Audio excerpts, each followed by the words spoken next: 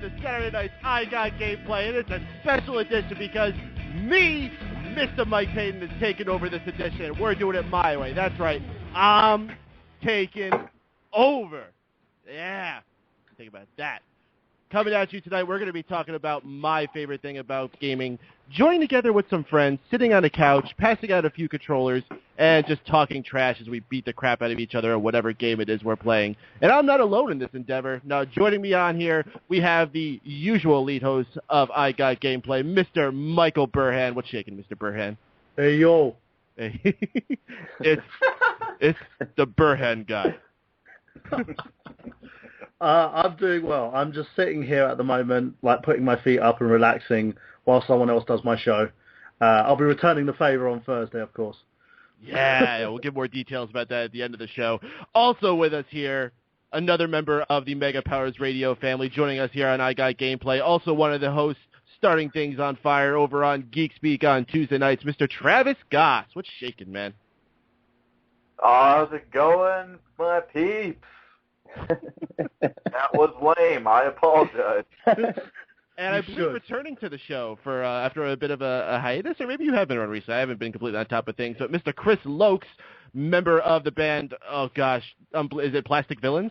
I used to be in that band. Vital Spectrum. Vital Spectrum, that's what it is. What's shaking, man? How you doing tonight? I'm hanging out. I have a show later, so I'm just doing this before the show. I'm going to get pumped up while I talk about video games. Oh, nice, man. Where are you playing at? I'm playing at 50 Mason in San Francisco, California. So if anybody's listening who's in California and San Francisco, come through, and I'm playing at 10.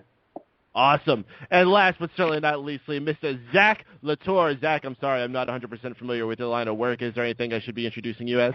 No, just the man, I guess. Man! Zach Latour. And actually, Kyla's here for the second. Say hi, Kyla. Hello. Hi, Kyla. Yeah. Ew.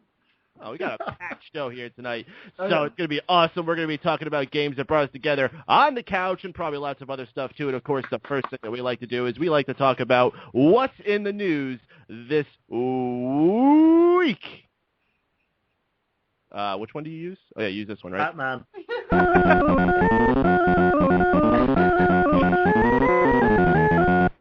You can tell this is not my show. So, Travis, why don't you start us off here, man? What's shaking in the news that's got you excited this week in gaming? Let's see here. Well, kind of a bummer bit of news I got here this week.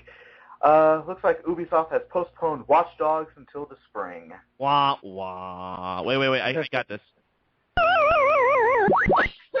There you go. Oh, yeah.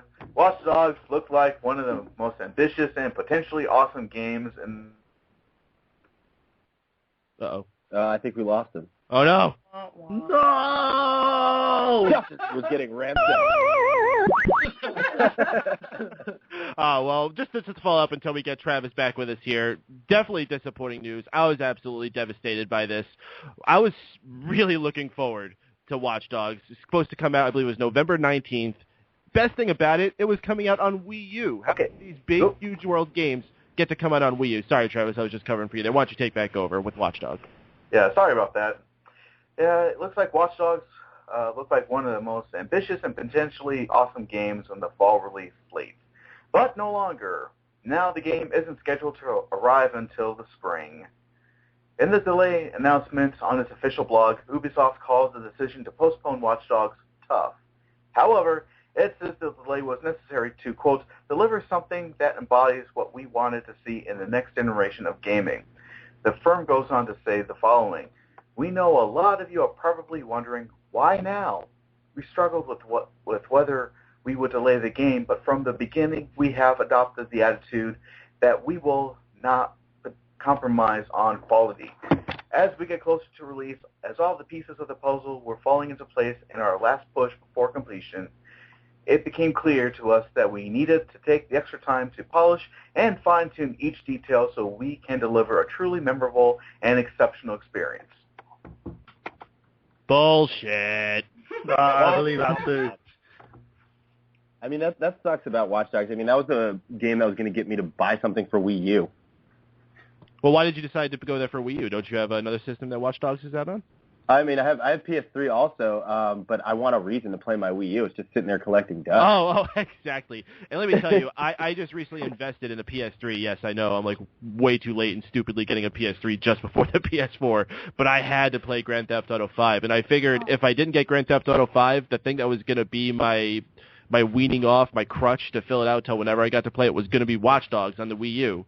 And now I am so glad I invested in that PS3 and that Grand Theft Auto 5 because now that Watch Dogs ain't coming out until the beginning of next year, I'm ready. I mean, this is the second time this has happened for me as a Wii U owner because the first game that I was really excited for that got delayed way too far was Rayman Legends, which was due out, I believe, was in February of this year, and we didn't get it until August or September.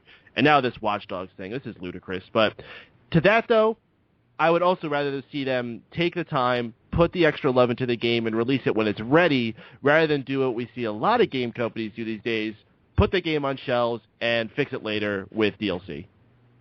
I mean, Peyton, speaking of, though, I'm going a little bit farther back, but we still got to play Grand Theft Auto, man. I still haven't played with you. What's going on? I'm doing the single player. I do have to do something. I also don't have a headset, which I found out kind of important to play Grand Theft Auto online. And I can't just use my iPhone headset like I can for Wii U. I actually have to get a Bluetooth. And I guess I'm one of the few people in the world who doesn't have a Bluetooth headset. Hey, join the club. Join the club. You got to play with me, too. I actually got my Bluetooth like 2 days ago, so. Oh, okay. So I'm not that far behind. Nope. Well, definitely, man. We're definitely going to hook up, have some good times.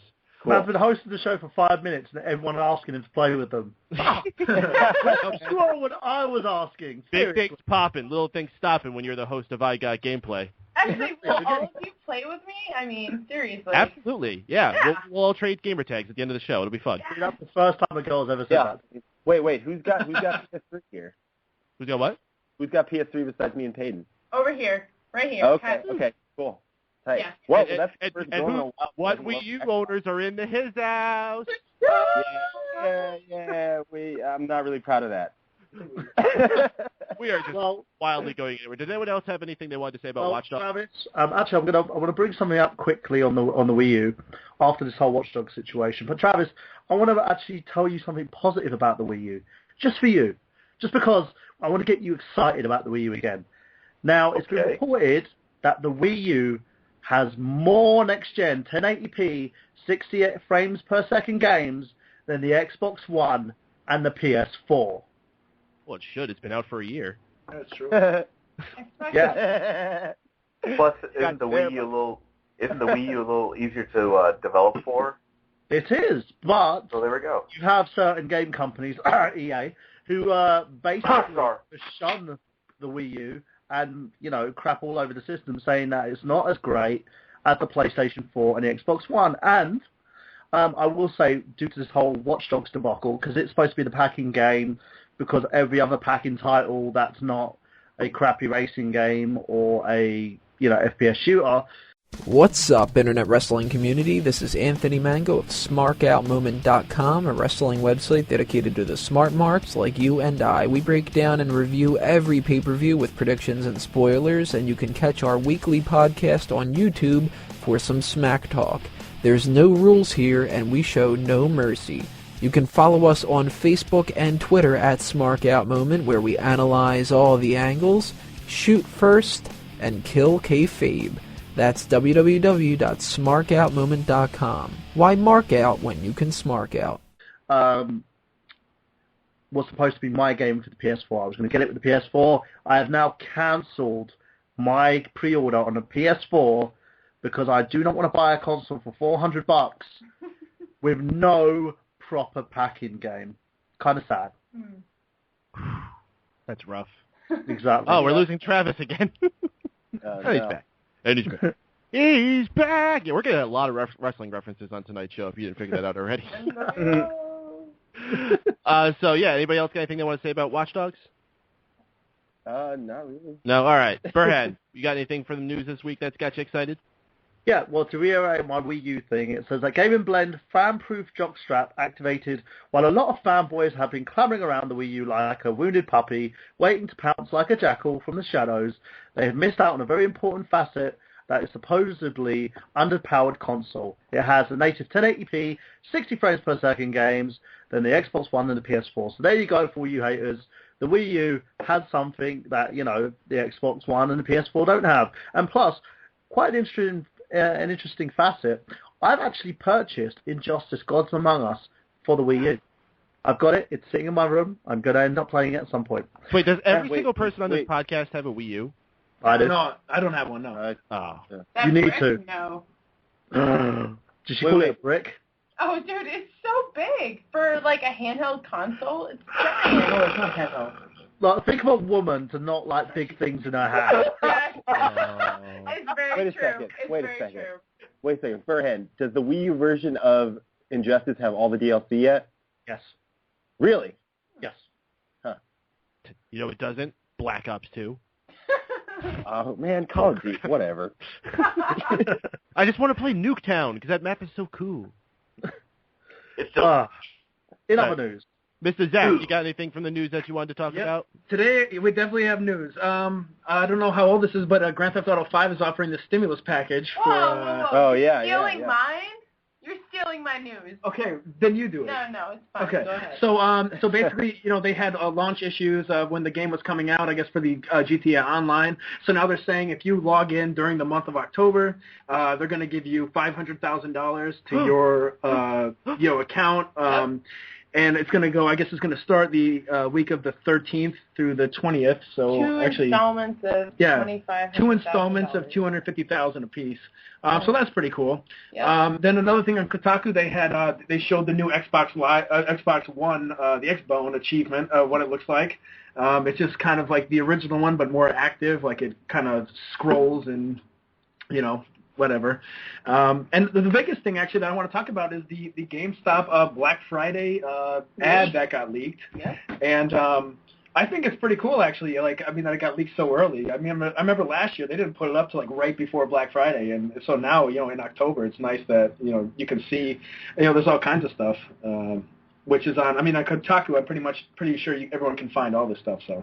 Well, for those of us who haven't seen it, can you give us a rundown of what we're seeing in there? Are they giving us a hint of what kind of deals we can expect to see? Absolutely, yeah. So one of the things is, they have the super slim PS3. It's a 250 gig, but it's $200, but it comes with The Last of Us and it comes with Arkham Origins, which yeah. Oh, whoa, Oh, yeah. really? Yeah. Oh, yeah. That's there. That's awesome. Also, they have the Disney Infinity figures, or buy one get one, which is pretty cool. I'm just going through the pages as I'm talking. They're the ones for $10 a pop, aren't they? I don't know. Let me see if it says on there. It says $13.99 each. So I guess $14 normally. Yeah. So yeah, those are buy one get one. Let's see. What were we Totally looking missed at? that. Oh no, dude, this is so awesome. Are you guys all just looking at it right now? Yeah. And there's another thing where they're putting both Arkham Asylum and Arkham City into one package, and it's $25. Yep. Which Holy is pretty, shit! Yeah. Yep. So that I has heard about that. that has an entirely separate release, which is pretty cool. I love the two of them. Too bad I already own both of them. I don't. Yeah. I'm getting them. And then Tales of Xillia is $20. Dragon $20 on. Yeah, it's $20. Dragon's Crown is $30. Let me see if I can get anything cool. PlayStation All-Star Battle Royale or whatever. That's $10. Nice. Yeah, so that's like the PlayStation version of Super Smash. I loved playing as the Big Daddy in that game. I only played the demo. Yeah. Oh, okay. Yeah, my roommate had bought it. It's pretty cool. And yeah, I'm not really seeing too much else. I know there's a buy two get one free and that kind of stuff, but those were pretty much, I guess, the best that I had said. So yeah, that's pretty much. And then the GTA 5 also had a patch, so they fixed cars missing and people being able to, I guess, sell one and make it separate. Well, that's part of the stimulus.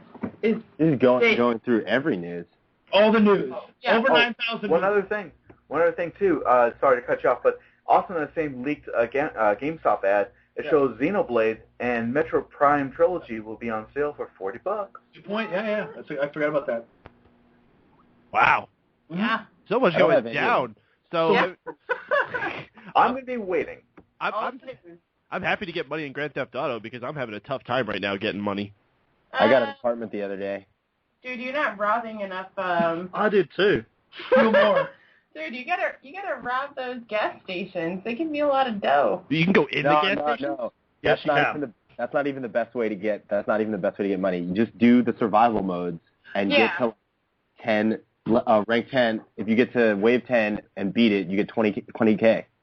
Or you A whole bunch of times. And then go to free steal mode. an airplane. Steal an airplane. Steal an airplane. I steal airplanes all the time. Yeah, That's 10 the best grand. part. Dude, 10 grand for an airplane. Wait, where? That, man. How do you get 10 grand for an airplane? It's one of the jobs that you get. Basically, you get put on a job to steal one of the planes. Who was the guy that gave it to me? Simeon? No, it wasn't Simeon. It was the other guy. The really rich white guy who wants you to steal cars all the time? No, Lamar. Oh, Lamar. Oh, really? Mm. Whoa. Spoiler for me then. He gives I'll do it eventually. Okay. But Cool. yeah, but It's becoming the Grand Theft Auto 5 podcast. We should But no, totally- it's awesome. It is an awesome game. Absolutely. I mean, I think we're all, well, maybe not all of us, but most of us here are definitely strongly addicted to it now. It's still fairly fresh. I know some people have beaten it already, and they're already falling out. I'm like, really? Like, whenever I get into a Grand Theft Auto game, I'm into it for months, even after I beat the single player. Yeah, Dude, you gotta do everything. Everything. So, lastly, Mr. Lokes, you got anything from the news that's got you excited this week? The thing that's got me the most excited is just the Injustice Ultimate Edition, because I actually really want to see what that game looks like on a PS4, and that's awesome. I mean, I love Injustice, and I still play that game. I'm still into that game. I go back and forth between Grand Theft Auto and that game, and when I get a PS4, I definitely will get that version of that game. Just even though I already have it, I really don't care. It's amazing. Is that one of those games that they're going to offer you one of those cool deals when you trade it in the PS3 version, you get the PS4 version for super cheap? I hope so. I haven't seen. They haven't said anything about that yet. They just announced it, but they haven't said anything about the trade. I'd be curious about that though. I don't plan on getting a PS4 for about a year after. Oh well, so I'm not worried about it. I was gonna ask if you guys were gonna get a PS4 right off the bat. I'm not. I'm not either. Yeah, I was, but because at first Infamous Second Son was supposed to be boxed with it. They went, no, that's not going to happen now. Okay, you can have the Watchdog package. Oh, brilliant! Because everything else just sounded like a pile of shit. I was like, oh, Watchdog, brilliant! And now I find out that Watchdog's not even coming out. So what am I going to do? Buy the console and then sit there looking at it? Yeah. All right. So no PS4 Day 1 supporters. Any Xboners? Nope. No. Saying that, Nope. I'm going to say this, 25th of October, I am going, Microsoft, I don't know why, have invited me to try the Xbox One. Do it. So I'm going to be going there on behalf of I Got Gameplay, Fanboys Anonymous, and Mega Powers Radio. Well, make sure the cameras are there. Yeah, I'm gonna see if I can actually bring my camera as well, do a bit of hosting, get some interviews in as well with some of the tech developers. So watch out this space for that, guys. And one last bit of news. In a weird turn of events, Max Schofield has left Rev 3 Games. He's departing the company in order to pursue a career in, guess what? Comedy. I was gonna say football, but yeah. That's like Donald Glover leaving Community to focus on rapping. Yeah. It just doesn't make sense to it, with stuff like that. And he goes, he wrote on his site, first and foremost, before anyone starts cobbling or together theories on the insider trading gone wrong or sordid love triangles, I want to clarify that this is entirely an amicable departure. There's no bad blood between me or Rev 3 Games or Revision 3, aka Discovery Digital Networks. Over the past few years, I've worked closely with Zach, Tara, Anthony, Nick, and the other Max. And more recently, the legendary Adam Sessler. Getting to hang out with these wonderful human beings on a daily basis was one of the best parts of my job, easily the most difficult part of my departure. Now, he says that Rev 3 Games is humming, beehiving of talented people producing awesome content. I'm extremely proud to have been part of it and hope their audience continues to grow. Do you understand me, Internet? Blah, blah, blah, blah, blah. Even if for some foolish reason you've chosen not to eat sweet Rev Games honey, at the very least, be aware that this beehive, at least its denizens, spontaneously became enraged and come swarming out to ruin your barbecue. Rev 3 Games is going places, so watch out. Or you will be stung by bees. Ha ha ha. Bees, no! That was loaded with metaphors. Oh, yeah. Exactly. And he's basically saying he's leaving. Well, there's a few reasons. He's folded over each other like a big existential omelette. For starters, the Destructoid show's finale last month marked the end of an era for me. When the show began, I was still working part-time at a coffee shop, and by its finale, I've successfully made a name for myself in the industry.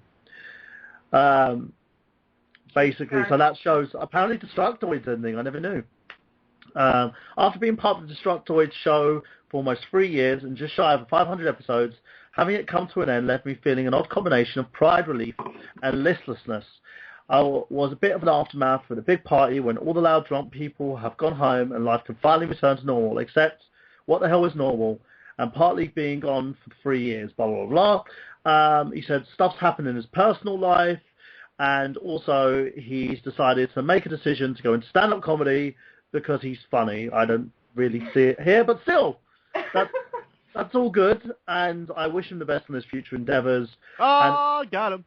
Exactly. And as far as this goes... So was that supposed to be a joke, like the bee thing? Yes. He was making a joke, but that's... No. And this guy's trying to be a stand-up comedian? Yes. Apparently, he's featured on the comedy button on iTunes and YouTube, unless you're his mum, in case don't listen to it, because she'll probably have a heart attack. But apart from that, it's you could say don't quit your day job, but on the same level, it takes balls. He's probably got a lot of money set aside, so he's decided to follow his passion, follow his dream, and try and make people laugh who are probably going to get angry and throw stuff at him. Wow. Like that. All right, like guys. If no one else has any news bits they want to put out there, we'll move on. Anyone got anything last they want to plug out there? I think that sums it up. I got one more. Okay, what's up, dude? All right. Okay, who here loves 16-bit games? I do. Everyone. Yeah. Yep, everyone in the world. Everyone. All right. Who loves Booger Man? Ah, Booger Man. That's awesome. All right, well, this is even more awesome. Former Interplay developers... Every time he starts a news story. Yeah, what he's talking about, there's a Kickstarter right now for like the 20th anniversary of Booger Man, and they're making, I don't know if it's a sequel, a remake, what it happens to be, and they're raising money to release a game, I guess almost 100% digital download. That's the 20th anniversary of Booger Man. So I think you pay like $12 and you can have like a downloaded copy, or you can they give you a code, or I guess to download a copy and you can play it. So that's what's happening with it. Is it going to be like 3D or like PC or what's the deal? I want to say it's still 2D, just like it used to be. And console or PC? Yeah, well, that's a good question. Steam, so it could be Is it either on or, Steam? right? I can look it up real quick. It's probably. I really want to find out that. Yeah, because that'd be cool to. As far as I know, right now it's slated for PC, Mac, Linux, PS4, Wii U. Well. That's as far as I know. I'd definitely get that for Wii U. Oh, yeah, me too. The brick. Yeah, so it has a month to go, and it needs to raise, I guess, $375,000 as the goal, and it's raised $16,000 so far. So it's gonna get my money. I'm gonna. Shut up and take my money. Shut up and take my money. Yeah. That's from. I loved Booger Man. Sadly, I no longer have a copy of it, but that game was fucking the best. It was. I don't think it's gonna make it. I feel the same.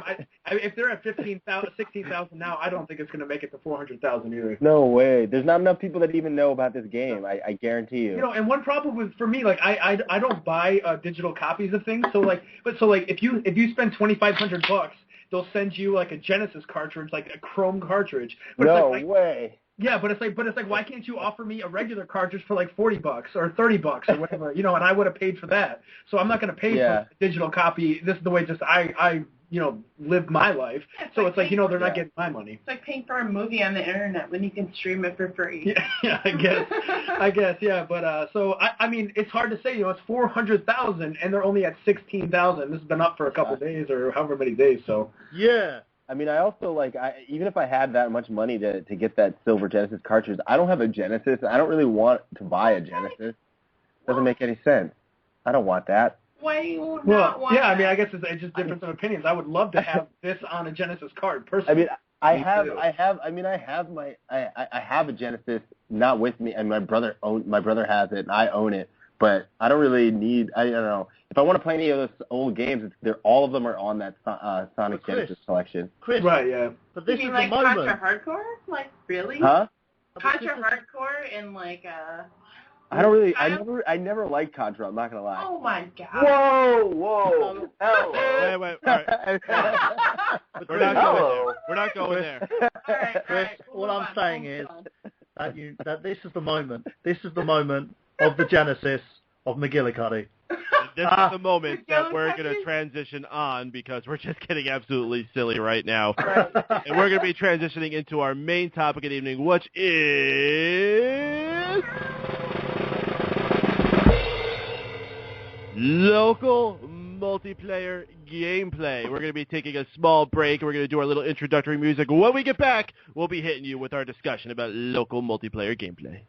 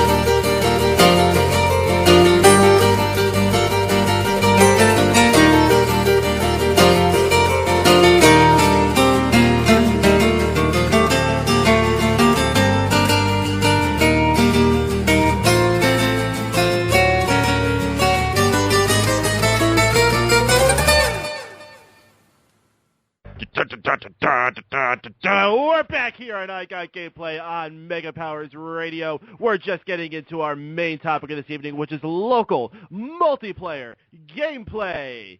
We're going to dig into that. We just want to let everyone know if you want to call in at any point while we're discussing this to tell us your most fondest multiplayer moments or perhaps some of your favorite multiplayer games or anything else related to gaming that's going on right now. You could do so by dialing in area code 760-512-7247. That's area code 760-512-7247. You can also join us by going to the broadcast page, which you should be listening to us anyway, and clicking the little Skype icon at the top, and that'll tune you into us on Skype, so you don't have to worry about any long-distance charges if you don't have that for free. Guys, let's start digging into this. The first thing, let's just ask the big question that we can with this. What is your most fondest multiplayer memory? This could be maybe it's your first time playing a game with a bunch of people. Maybe it's a really fun moment that happened while playing with your best friend or your sibling or, hell, even your grandfather. Just give us a fun bit of nostalgia from your past and your lifetime. Travis, why don't you start us off, bro? I just have to say that my most coveted memories of local multiplayer games was when I was playing with my late brother. He and I just loved, like, we just played them all, like Atari 2600, NES, Genesis. I mean, it was just the best time of my life was just sitting right next to him playing these games and just trying to get through them and figuring them out and even trying to one-up each other.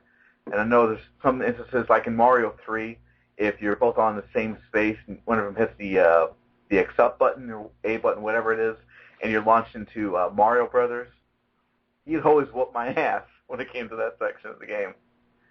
But yeah, those are the best memories of my life. Well, fantastic, man. Let's next move on to Mr. Chris Lokes. Chris, why don't you help us reminisce? Go to your past. Tell us your fondest multiplayer memories. So my fondest multiplayer memories, probably playing with my brother. Also, I mean, we used to play Super Street Fighter 2 a lot, and I remember him just getting really cheap with Dalsim and doing that like slide sweep into the corner, and then just me getting so pissed off. And then eventually I figured out how to beat him and just killed him every single time, and that was awesome. Also, my cousin Mickey actually used to play Super Mario Brothers 3 with me all the time when I was like 6 years old, and that's the whole reason I play video games in the first place. And he's dead now, and that's sad. Oh. But, not to be a downer, guys, but that's like a lot of the reason why I still play video games, and like it kind of makes me feel like I'm still connected to them in some way, which is really cool. So that was a touching story, then. That's awesome, man. So while we pass it off to Mr. Zach and Miss Kyla, you guys can fight between each other. Who wants to go first? Why don't you tell us about some of your favorite multiplayer memories? My first memory of multiplayer was definitely Bomberman on the PlayStation 1. It was me and my middle sister. We used to play against each other. And it got really competitive very quickly, almost to the point where sometimes when I'd lose, I would punch her in the arm because I was so infuriated. Like, I was just so mad. I'd be like, why? That and, like, Tekken 3. Me and Leah played Tekken 3 and Bomberman for the PlayStation 1 all the time. And that was my first experience playing with another person. And it was very competitive and very fierce. Zach? Like I remember, I mean, I had played, I had an Atari, that's the first system I ever had. We moved to the NES, but I remember like one of my favorite moments was when I was obsessed with Mortal Kombat when I was really young, and I remember renting it, and my sisters never wanted to play with me. And so my mom would, she would play with me, and she got really good at the game. She was always playing as Sonya, and it was an awesome game, and I loved playing against her. But one moment that I won't ever forget is one of my favorite games, which is Conker's Bad Fur Day. I went to my buddy's house to hang out, and this was like in high school, so it was way past. So this is in like 2000 or 2001, like way later, I guess, than the N64 came out. But I went to his house, and he had I'd never even heard of Conker's Bad Fur Day because I had a PlayStation 1. But anyway, I went over there, and he was like, yo, you have to play this multiplayer. And we played, like, there's one where you can, like a heist, I think it's called, where you steal, like, you're the weasels, and, like, you steal the money from, like, a bank or whatever it happens to be. And then there was one where you can, like, go on it was like the World War II, like, Saving Private Ryan fucking moment. And anyway, that really got me into it. Like, that really sold me on the idea, and so those are two of my favorite memories, I guess. Mortal Kombat with playing with my mother, and playing the Conker's Bad Fur Day mini games with all my buddies. How cool of a mom do you have to play Mortal Kombat with you? That is awesome. She's pretty cool. She will play like Chrono Trigger and Final Fantasy with him. My mother is the bomb. That's awesome. Yeah, she's cool. Did your mom have a phone number? Yeah, unfortunately, she's already married to someone else, so wait in line. Is it your dad? Yeah. No. Take the phone number. It's cool. Wait in line. Time is on his side. It's okay. Yeah, probably. Mr. Perhan, why don't you embellish us? Tell us what is your favorite multiplayer memory from your past. There's a ton of them, really. But as a kid, we had... actually, I'll mention a special one because I love playing Mario Kart. That was one of my favorite things to do with my brothers. But the special moment we had was when we were kids and we just got the Super Nintendo and we played a tournament of Street Fighter. So what we did is my brother was in this little room in the house. He basically was sitting there and he was beating everybody at Street Fighter. I managed to beat him, and then my sister, who's never played the game before, beat me because she was like button mashing. I got beaten, then my older brother got beaten, and it was sort of like a round robin. And then our middle brother, who's been on the show before, decides to go inside, and he's playing her. But as he's playing her, he's like literally just just talking smack to her all the time while he's playing the game. And then he beats her and goes, "Finished!" And she took. Well, I'm sitting there like at the door, and all I see is her just slap him across the face. Yeah. And he walks out and he just went, "She hit me! She hit me!" And I just looked at him and I went, "Yep, that's what happened." Oh, man. And Well since deserved. that day, my sister would never play games with us again. It was awesome. Oh, man. Yeah, It but must have been pretty traumatic. Yeah, well, I've had loads because I've had fun times where I've played multiplayer with my dad. He was one of my favourite people to play against because when he got me my Nintendo Entertainment System, which I managed to actually purchase another one this week, we played Donkey Kong together because he got Donkey Kong and Donkey Kong Jr., which we played on his ColecoVision before the thing blew up. And then we played it on the NES, and we would always play together. I would go first, and he would go again. And he would show me how to basically beat the levels as Mario, and also how to climb the vines and stuff as Junior. And it was awesome. We used to spend so many moments just sitting there bonding together. And he's actually the guy who got me obsessed with gaming in the first place. You know, he used to break out his consoles all the time, and me and the rest of the family would take turns playing like 2-player games and stuff with him until I got my Super Nintendo. He was just like, "That's shit, I'm not playing it." Nice. But, it was actually quite funny because when I moved on to another console, he would actually play my retro stuff. And then as I moved over to another generation of consoles, like I moved over to the Xbox 360, he took my Xbox and was like, "Yeah, I'm playing that. Nice. I don't mind Tiger Woods." That's awesome. Tiger Woods, yo. Yeah, he was always like, he would sit there and go to me, "Oh, you know what? That generation's so shit. You should play the old generation." I was like, "Yeah, I played that before. Mastered it." Hmm. Yeah. Oh, well, just want to remind everyone once again that if you would like to join the conversation, you could do so by dialing area code 760-512-7247. Call in, tell us about your favorite game memories. You can also do that via Skype, and also you could do that via the chat room that is on the broadcast page on the Blog Talk Radio site. And if you're listening to this in the archive, hey, you should be listening to us live every Saturday night at 8 p.m. on blogtalkradio.com/Dream Elite. The Dream Elite, wow. I totally just... Old habits die hard. I haven't even been on Dream Elite in like 3 months, and I'm still saying it. Whoops. All right. Yeah. blogtalkradio.com/MegaPowersRadio. That's who we are. That's who we're going to be. But I just want to give a shout-out to Sean Walker, a good friend of the station and the show that's in the chat room. My best memory is playing Mario Kart 64 with my dad, rest his soul, on Choco Mountain. And it was the first time that he ever beat him on the game. And he says, in truth, though, he let him win.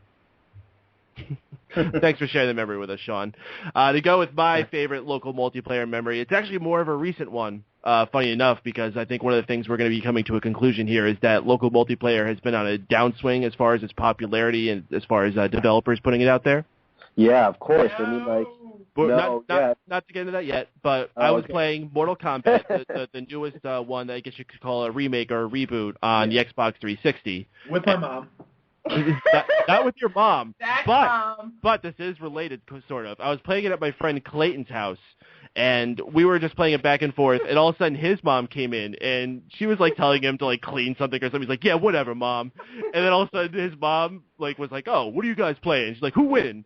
And I was like, oh, I am. He's like, really? Oh, go. And then she saw me like kicking his ass. She's like, oh, you keep winning Clayton's butt. Oh, you take that, Clayton. And she just started like really screaming enthusiastically, backing me up for it. It just made it all that much enjoyable when I whipped his ass in the end. And then like I wouldn't play him again for a long time because pretty much a little bit after that is when I got this bad taste in my mouth from gaming and I stopped playing for about 6 months. I don't know if you guys ever get that once in a while where you just need a break and you're not into it. So any other time I would be hanging out with him and his mom wouldn't be there but his friends would be around. He's like, yo, let's go again. This time I got you. I'm just like, nah, man, I'm retired. No, that's how you got to keep it, man. You got to stay at the top, baby. His mom wasn't there. No good. No dice. You didn't have the home court advantage at that point. Yeah. Yeah, no, I needed my favorite cheerleader. Oh. Damn, that's kind of. Did you ever bang his mom? Oh, I love that. Yes. Well, actually, I'm sure. That's like a whole bunch of mom stories. Yeah, we all love moms. We don't need to take it this far. Come on, guys. Oh, come on. You got to bring that dirty closet. Woo! Oh, that's a yes. I mean, that means yes. Sort of like, yeah, you know what? I need to do the cleaning. I cleaned your mom. There's shit everywhere! Damn it! There's shit on the windows! Oh my God! My house is full of shit! He's shit everywhere! Oh, man. All right, guys, let's start talking a little bit about how multiplayer has come to be and how it's evolved over the years. The first game I have to talk about is probably the first multiplayer, local multiplayer game that we had in our homes, Pong. Now, I think most of us here are a little too young to really remember the heyday of Pong, but most of us, I think, even saw Pong after we knew the multiplayer games we knew. But let's go around and tell us your first impressions of Pong and if you actually were able to have fun playing it with somebody. Mr. Burhan, why don't you start us off? Me and Pong, it was a very fun little situation because when we had the ColecoVision, we had the Atari adapter, so it's like pretty much like having a PlayStation that played Xbox 360 games. And we used to pop the Atari cartridges in there. I was playing Pong with my dad, and most of the time, because I was a very young little kid that couldn't play games, my dad used to beat my ass and then laugh at me. Whoa. So Whoa. he's like, yeah, I'm just better than you because I'm an adult, and then I'd sit there and just walk out the room. So he like Matilda you? He did. And I just used to play the games, enjoy it a little bit, wait for my turn, because we all had to share one big screen, one big TV. But I don't know, it was, when you're like really young, you think everything is awesome, and seeing those little paddles, because I had the Pong controllers as well, you know, the round ones where you could just like turn it and it would move like the I've never played it like that. Yep. Yeah, I used to have those, and it was just so awesome playing it. But now you look back at it and think, okay, there was 2 sticks hitting a ball from one side to the other. But then it just got so competitive. It was like, I beat you. I remember beating my dad once, and then he turned the console off and took it away. Oh, Jesus. We're not playing this anymore.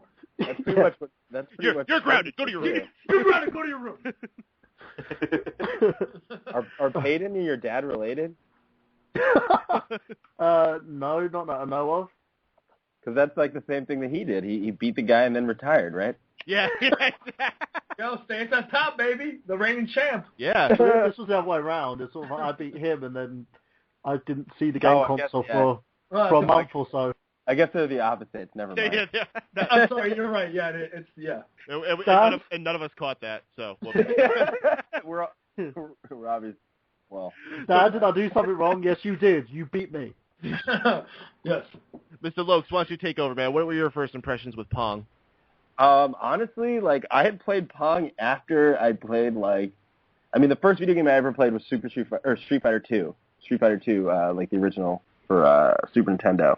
And, after playing that multiplayer game and then playing, a game like that, I honestly probably just thought it sucked. And, didn't even, paid any mind until I was a little older. And I played it. Actually, I can really appreciate Pong now. I can go back and I can play Pong, and it's still fun.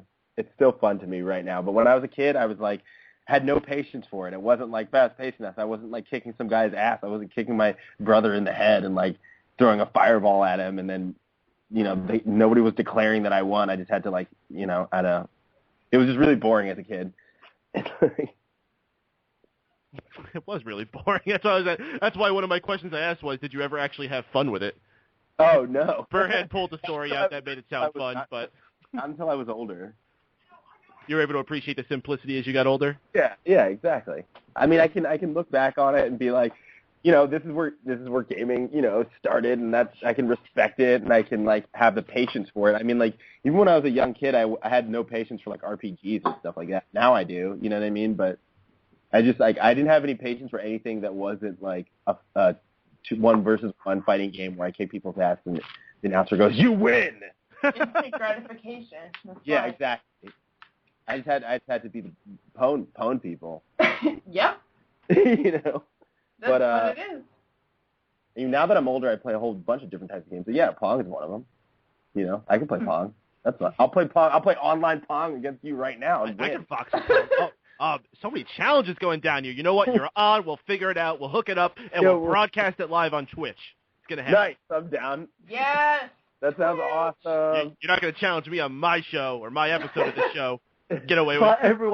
Everyone's sitting there playing GTA Online, and these guys are competing in Pong. or we could just have a death match on GTA Online. That's fine. Same thing. Yeah, you have a Pong death match. The loser has to kill themselves on the TV. Yep. But okay, die, Locks! Die! So good. Or we can all get eaten by sharks. Same thing. Doesn't matter. I'm going to win, so. Oh, what? Predetermined. That's not a thing. So, want to give a shout out once again to the chat room. Mr. Steven Huego, member of this station on Otaku Nation, keeping kayfabe in the Monday Night Raw post show, gave a fun little quote in there. Pong, still better than Call of Duty. Yeah. I love that. That's amazingly awesome. true. And Sean Walker, only Pong I've played is beer pong. So, Mr. Zach, why don't you take over, man? Your opinions of Pong. Yeah, I think Pong, I think it has the same kind of idea as like something like chess. Like it's something that it's so basic but so amazing at the same point. Like chess is one of like the oldest games that it's ever been created. And then you look at something like Pong, and it's like how basic can something get? And it's that you're just bouncing this ball back and forth, and it gains speed. And I recently had, when I was living, I just moved out of this apartment I was in, but I was playing Atari like exclusively for a while, like the 2600, like 2 months ago, and I was playing Pong, and I remember like it was like a 52-1, which is technically like 3 games. Like they just do all this random shit on this cart where it's like it's the smallest difference that you'll never notice, but they count it as a separate game, so they can throw like 52-1, 107-1, 9000-1, whatever it happens to be. And like I remember like me and my buddy literally played. We played Pong for like 3 hours, like just sitting there with like beer, wine, whatever, and you couldn't use the stick though, like the joystick, because we had the joystick with the one button, and when I plugged it into the back, old technology kind of blows my mind. I plugged in an Atari joystick to the back of this console, and it refused to recognize it. Like, it wouldn't do anything. And when I plugged, Mike was talking about the paddle controllers, the circle ones that you actually spin on the top, when I plugged that in, it started working. Like, I don't know. It just kind of blew my mind. But we played Pong for hours and hours. There was, like, the hockey version, the volleyball version. I don't know, like there's like every sport, it's the same game. They just try to say, we have 19 different versions of this game. The only one that sucked was the basketball version. I hated that one. But okay. Yeah, but that one sucked. Yeah, Video Olympics. Yeah. Yeah, is that what it is? I don't even remember. Yeah, it was Video Olympics. It was all these variations of Pong. That's it. Yeah, and we played it for hours, and it was amazing. Like, I love Pong. But then again, I love Tetris. I think these games are, like, so basic, but so amazing. It's like Tetris. Like, how much more basic can you really get? You're just getting rid of 4 lines at a time with pieces that have 4 squares in them. And anyway, I don't know. I think they're amazing. I love everything that's as basic as it can possibly be. Do you know anything about Pong, Colin? What do you know? I've never played Pong, but from what I've seen of it, to me it looks just like Brick Breaker, and I've spent X amount of hours unlimited on Brick Breakers, though. Oh, I love Brick Breaker. Dude, I don't even know what Brick Breaker is. You know, it's just like Pong. It's like... It was just like Pong, only Steve Jobs raised it with his love and made it even better. No, you're talking about Breakout Brick Breaker. Breakout. No, yeah, Breakout. It's the same game. Yeah, it's the one version of Pong. I have no idea what Breakout. Yeah, Woz totally programmed that. Yeah, he did. Wozniak did do that. Yeah. But Jobs got the paycheck. All right. He's the one who signed the contract. What about Wozniak? What's up with Wozniak? Yeah, he does all the jobs. He does all the jobs. He does all Good the one. jobs, even though the job is dead. Yeah. But Wozniak died first, and no one No, cared. Wozniak's still alive. Oh, is he? Yeah. Oh, well, I'm sorry. Anyway. I'm informed. He just died in the public memory. Yeah. In the public memory, he's been dead. Jobs died. That's really Wozniak sad. died in association. Yeah. I think that's more sad than actually being dead. Yes, it is. No? The Oh, reason definitely. it's sad is because he, Steve Wozniak Wozniak did is all the the fucking, programming. he's the man. He did all the programming. Yeah, he engineered, didn't he engineer the Apple II, or the Apple, whatever they had? Everything that got Apple He off. did, yes. Yeah, and Steve Jobs shook a couple hands and looked good. That's all he did. That's He was all. like, yeah, I'll sign this. Cool. All right, I get all the name for it. Yeah. You did all the work. Yeah. Cool. Whatever. We're not going to dig into this, though. Let's pull it back to Pong. Sorry, I believe the last band we had left was Travis. Did we talk about Pong with you? No, because I was having technical problems. But anyways. So why don't you take over, man? Tell us about your Pong memories. Oh, man. I'll tell you this much. My very first time I ever played Pong was my brother borrowed one of those home Pong machines and hooked us to the TV. And it was that one where, I think it was original Pong where the sound came out of the system and not off the TV. Ooh. Yeah. That was a hell of a lot of fun. And to this day, I've been trying to find just that, excuse you, and trying to find one of those so I can just relive that experience. But unfortunately, I don't quite. What the hell? Koala? Don't koala. Why don't you koala? Weirdest infestation ever. This is Well, this is awkward because he was the last one left, and I can't really transition on without letting him finish. That's Well, what I she mean- said. nice. We're gonna sit here quietly and twiddle our thumbs for Travis to come back here. I'm here. Oh, okay. Oh, okay. Sorry. Go ahead. Oh, okay. Yeah, but anyways, I've been trying to find that home Pong machine so I can just relive those memories. But like I said before, unfortunately, I don't think they work very well on HD TVs too well. Very well. I don't have one. I don't know, but I know. I hopefully they work perfect. I'd love to have one personally. Does Yeah, anyone me else too. think you sound Pong like rules. Andy from The Office? As to what? You sound like Andy from The Office. I do? We have a. Oh, yeah. I didn't know that. I never do Who, that. Travis? Dude, you totally do.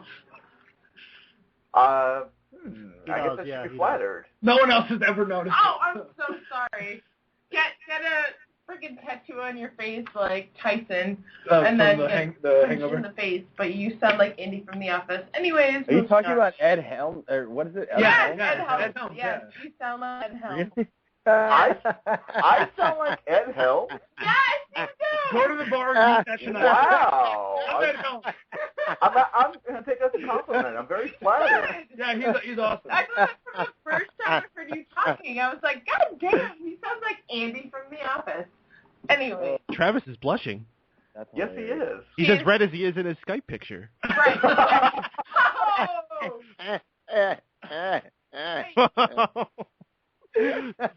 Oh, Wow. Whew. I oh. Poor Travis has been the punching bag tonight. Someone's really enjoying it. I was gonna say, All right, guys, let's move on. Finish up with this Pong talk before it gets as boring as the game, which is not because we're all Finish laughing. We're all having a great time. Rockety time here on I Got Gameplay on Mega Powers Radio. Next thing I wanted to talk with you guys about, perhaps the biggest explosion of people playing next to each other, and really predates Pong. I mean, these things date all the way back to the 30s. Arcade machines.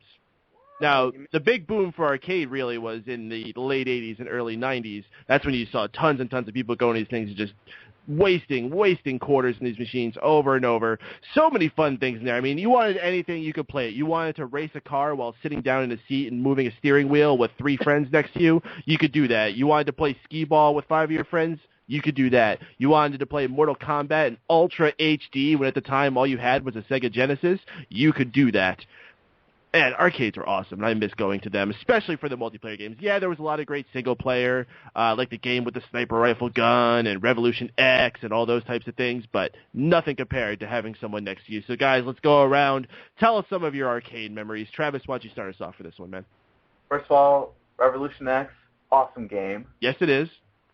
Gets a lot of hate, but I disagree. I think it's awesome. I'm with you now. I got the PlayStation version, and it's awesome. Let's see. I would have to say, the first time I ever played Pac-Man in an arcade, and I actually had to stand up on a little stool just as a screen. Stool. Stool, bar stool. Yeah, yeah. Oh, we're going to go into poo-poo now. I mean, really, I thought we were better than this. You've been playing innuendos for like the whole show. Of course we're not better than that. Joel, yes. No, but seriously, no, standing up in a bar stool to play Pac-Man or even Donkey Kong. Oh, man, never be able to relive those days ever again. We're being overwhelmed. Oh. Overwhelmed? Yeah, The greatest experiences of my life. We're trying to get our good friend Nikki back on the show for the first time. She seems to be having a little bit of problems with her mic. Apologies for that. We'll get her back on in a second. Mr. Zach, why don't you take over, man? Tell us about some of your arcade experiences. Oh, he is at the pisser, but I take count. over. Yeah, I'm sorry. My personal arcade was definitely, there was a Coonaville in the local mall. And I think that was my only arcade personal whatever. Anyways, I'm pretty sure I stuck to fighting games because that's what I knew. Definitely the Tekken games, and I went pretty hardcore, and I tried to go as long as I could because they were a lot of fun, especially like trying to beat up people you didn't know, and those were like the best arcade memories that I knew of. Zach, go ahead. Yeah, I mean the ones that I haven't been in an arcade in forever. Unfortunately, all the ones around us have like closed down. I guess people aren't. I guess they're not playing. But I remember. 4-player like Turtles in Time. That's like was one of the few games I had when I was like, I have a huge game collection now, but when I was a kid, games were expensive and I didn't have a lot of games. Like if my dad went to like a tag sale, he would pick them up, like a yard sale, but other than that, I didn't really have anything. And so, but I had Turtles in Time, but I remember playing it. I remember wasting so many quarters on the Simpsons arcade game, and those were the games that I loved. I loved, the beat 'em ups and all that kind of stuff, and they were my favorite games. And And luckily we got Turtles on the Super Nintendo. I don't know what happened with Simpsons. Even there was a X-Men one I know that's out now, which is nice. But yeah, I mean, as far as arcades go, those are pretty much the games that I played. I didn't play any like the ones with like a steering wheel, like a car game, or like anything with like a weapon of any sort. Like I wasn't against it or anything. They just kind of didn't appeal to me. But I loved side-scrolling beat-em-ups, and I still do to this day. So. Hear, hear.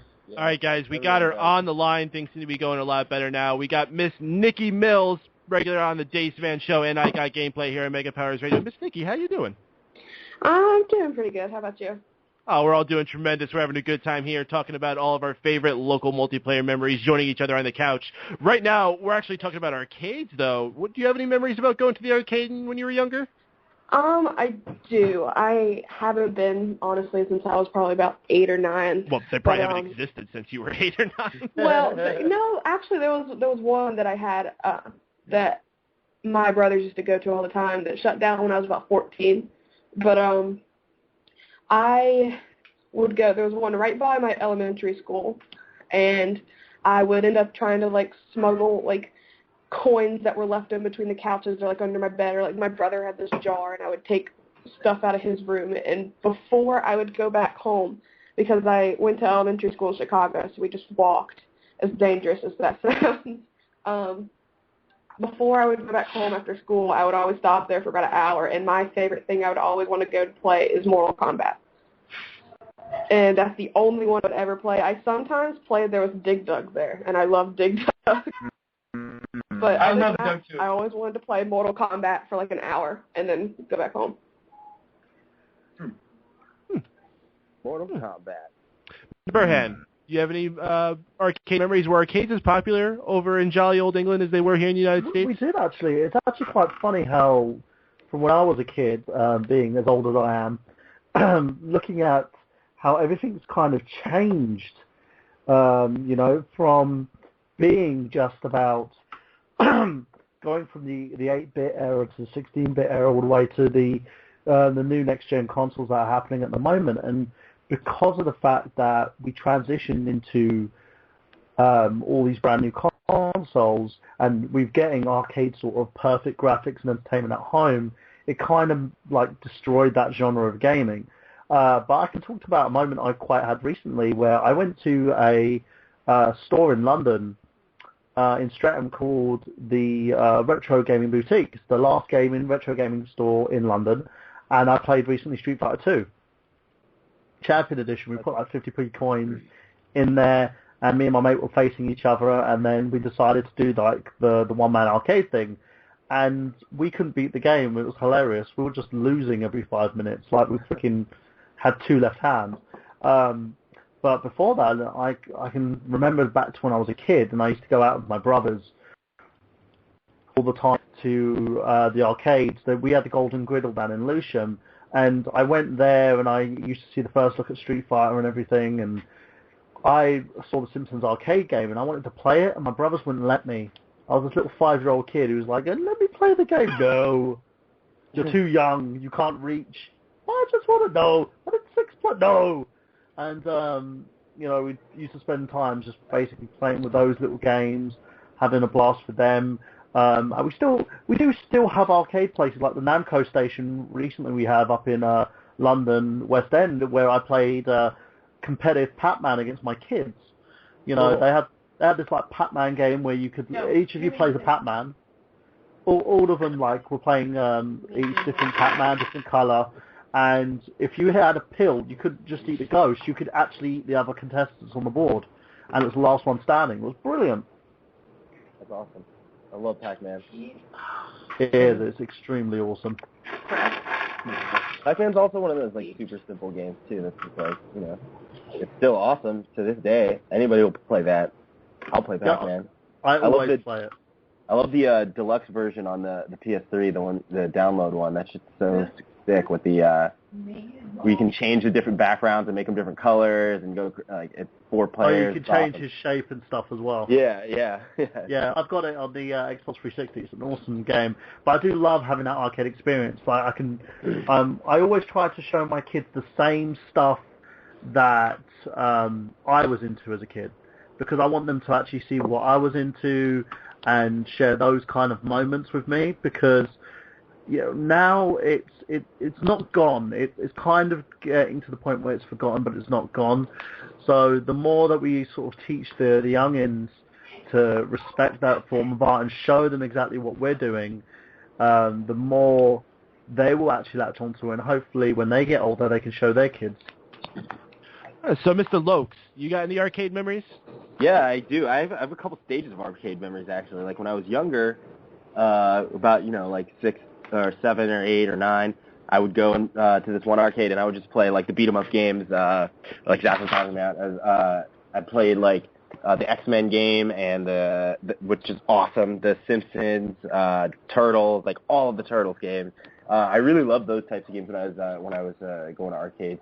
I wasn't really playing the two one-on-one fighting games as much in the arcades as much as the beat-em-ups, but and then when I got a little older, when I was like a teenager, I started playing the crap out of Dance Dance Revolution all the time.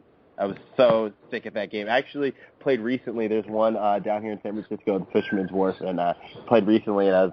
I'm okay. I'm okay. I'm not nearly as good as I used to be. I used to do, like, be like the one that would like run around the entire arcade and come back and like destroy the whole game until it exploded.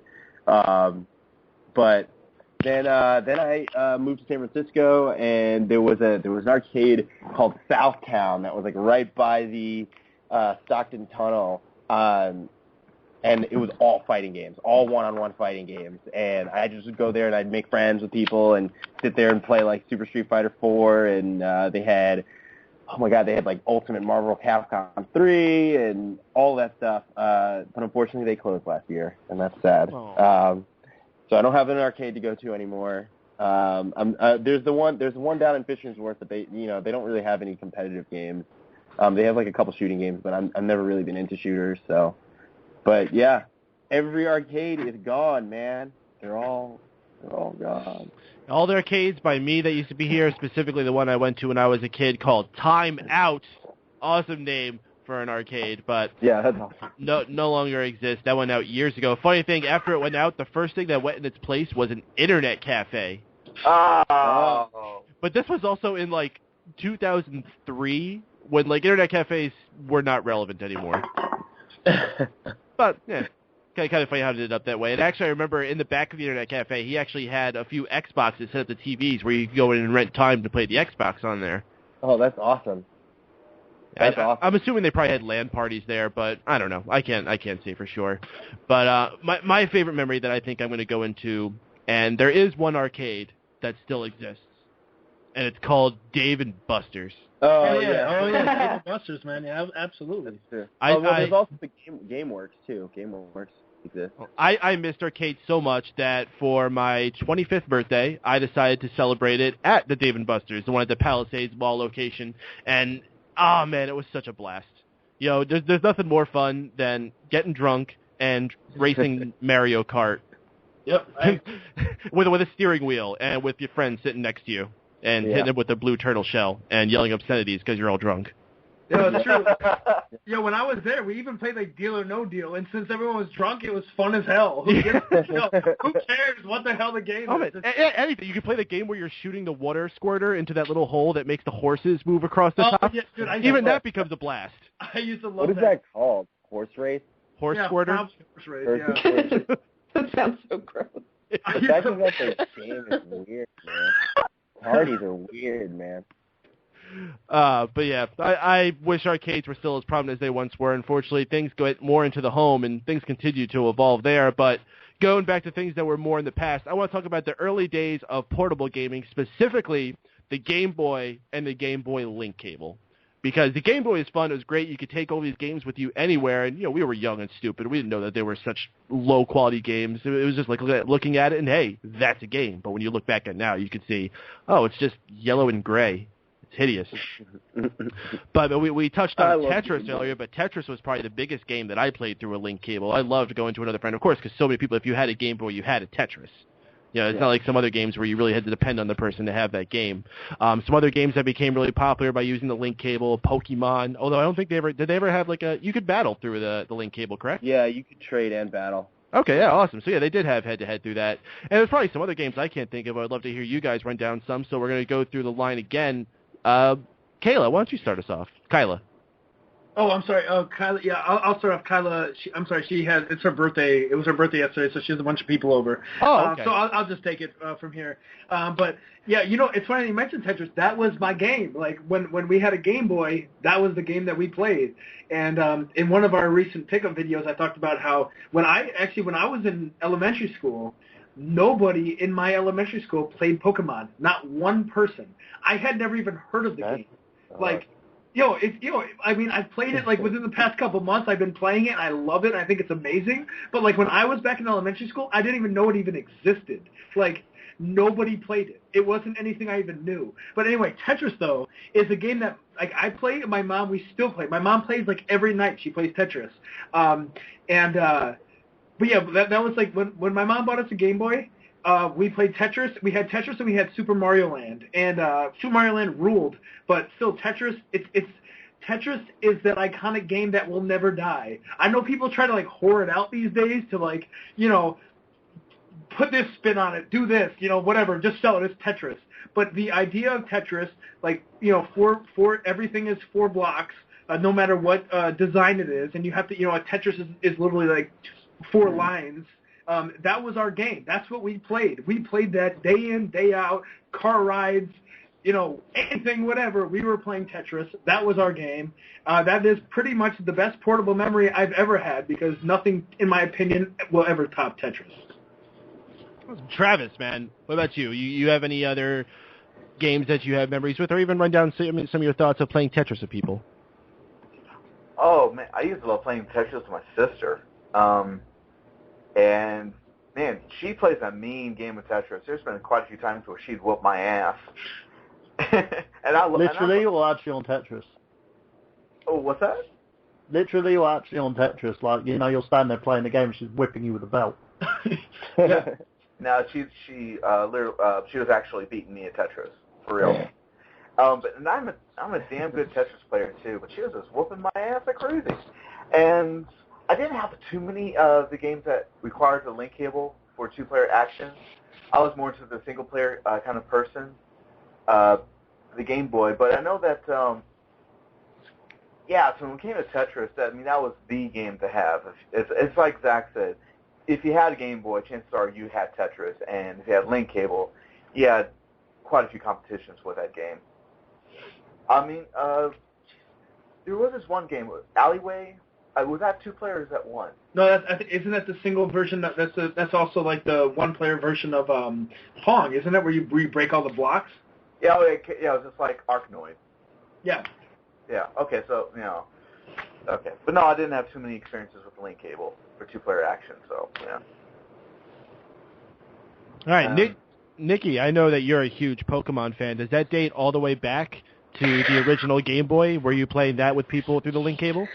It does, because actually I am probably going to be the least thrilled about Tetris out of the group. Not because it's a crappy game. I love it. But I haven't really played it for a long time because I grew up with nothing but boys, all of my brothers. And whenever they would play, and obviously the next before, like the brother after me is 10 years older than me. So there's a huge gap there, and they've already played it for years and years, and they're really good at it. So when 5-year-old Nikki wants to play, they do nothing but just put me down and call me stupid and all that. So I never even touched Tetris. I didn't even want to bother Tetris. So I moved on to Mario and Pokemon with the link cable. And I fell in love with Pokemon. I would bring it to school with me. In kindergarten, I'd have all these other friends, and we would play whenever we had, like, free time or, like, whatever you want to call it. And, Pokemon has been there for me for as long as I can remember. I guess it started around kindergarten, 1st grade. So that was my main game with the Game Boy and the link cable. So yeah, it dates all the way back, and it's great to see it continuing and getting stronger and stronger and stronger. Because I haven't played Pokemon X and Y yet, and I'm dying to. So nobody spoil anything. Thank goodness you don't have to put those annoying leashes on each other to play anymore. We have a wonderful invention called Wi-Fi. There's Pokemon in it. I spoilt it. Mr. Lokes. Mr. Yo. Lokes, do you have any link cable memories? Yes, I have plenty of them. Tetris for sure. I didn't get super heavy into Tetris, but honestly, I think I'm a little young to have gotten super heavy into Tetris because I was playing Pokemon when I was in 4th grade, 5th grade, or something like that. And I played the crap out of that with the link cable and my brother. I had the blue version, my brother had the red version. Trading, battling, getting all pissed off at each other. But there's also another game that I did play on the link cable, which was Super Mario Bros. Deluxe, because there was a simultaneous multiplayer mode on that game, and that's awesome. Definitely played the crap out of that with the link cable. But yeah, mostly Pokemon and then Super Mario Bros. Deluxe. A little Tetris, but not too much. All right, guys, we're going to be moving on to our next topic then. And this is a game that first became popular in the arcades, but I think became the most popular as a local multiplayer game on the 16-bit generation, and those are racing games. And, of course, the first one that has to come to mind is Mario Kart. Holy gosh, if that didn't bring people together to play games with each other, I don't know what did. Some other games that happened that are racing games that brought people together that come to mind. You got your Gran Turismos. You got your Cruising USAs. I would throw Twisted Metal in there, even though it's not technically a racing game. There's a racing mode in it. You're in cars. I'm calling it a racing game. Yeah. But I'll be Bob Saget. Bob Saget. You see the roast? Bob Saget. That's what you just said. Yeah, I did. Yeah, Bob Saget's talking. Oh, I'm sorry. Oh, was this going to me? I'm sorry. I was talking to somebody else. I'm so sorry. What was the question? Oh, no, I wasn't talking to you. Oh, okay. All right, I'm sorry. Bob Saget is just talking. He's not talking to you. Who do you think you are? Bob Saget doesn't have time to talk to you. I know, yeah. No, he doesn't know. I have no reason. People listening on the radio have no idea why I'm talking about myself being as Bob Saget. That is my Skype icon, just to make that clear. But we're talking about racing games, and Zach, since I got your attention and you're all in here, why don't you tell us about some of your racing game memories? We lost Zach. Oh, no. Oh, me. Yeah. I'm sorry. I'm sorry. I'm talking like three people at the same time. All right. You know, for example, racing game. You know, F-Zero is my favorite racing game of all time. But it is the number one game that pisses me off more than any other game ever made. The game is so perfect that like everything about it is amazing. Like you get you know, first of all, you get to choose. You know, you get to choose your car. And they all have like different specifications, and then you get to play the tracks, and I just do it like the end everything. First of all, F-Zero was a launch game for the Super Nintendo, and I still play this game to this day, and I haven't beaten it. It's just, you know, to me it still blows my mind that somebody made this in like 1991. Like when you turn your car with L&R buttons, like when you like hard turn. The actual vehicle turns like it'll like if it has like, you know, flaps on the back, they'll move left and right to turn the actual car. You can see the guy's head moving back and forth. That's F-Zero is my favorite racer ever, but at the same point, it's my least favorite because I hate the game because I've never beaten. I've got to the last race and I've never still to this day beaten it. Mario Kart for Super Nintendo I love too. But one thing I wanted to talk about was, real quickly, was I like the idea of being able to play with other people. So it's kind of like if someone were to say, hey, I'm better than you at this game, and you can say, well, you know, I can play two people at the same time or three people or four people at the same time, and I show you how I'm better than you. Like, I like the idea of local multiplayer for that idea specifically. Like, you can settle disagreements. You can settle arguments just by having, you know, enough controllers and the game. And best of all, you could do it in real time because, yeah, you could always, you know, go for that high score. Yep. But then you got like going back and forth. No, you're going head to head with just people around you, egging you both on. It's so much more fun that way. I agree 100%. And that to me is really what, like, we talk about multiplayer. In my opinion, I don't consider like two-player game multiplayer. Like, I mean, I know it is, but like, I feel like the original multiplayer party system is the 64. When you could just have everybody like, let's all do this. You know, like. I don't know. It's just the way I see it in my head is not like head. 1 versus 1, in my opinion, isn't multiplayer. Even though I guess it is, but like, you know, I don't know. That's just the way I see it. Mr. Travis Goss, racing games. What you got in your head?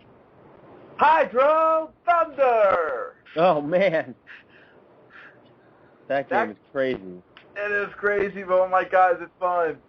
Well, can I just say something about that?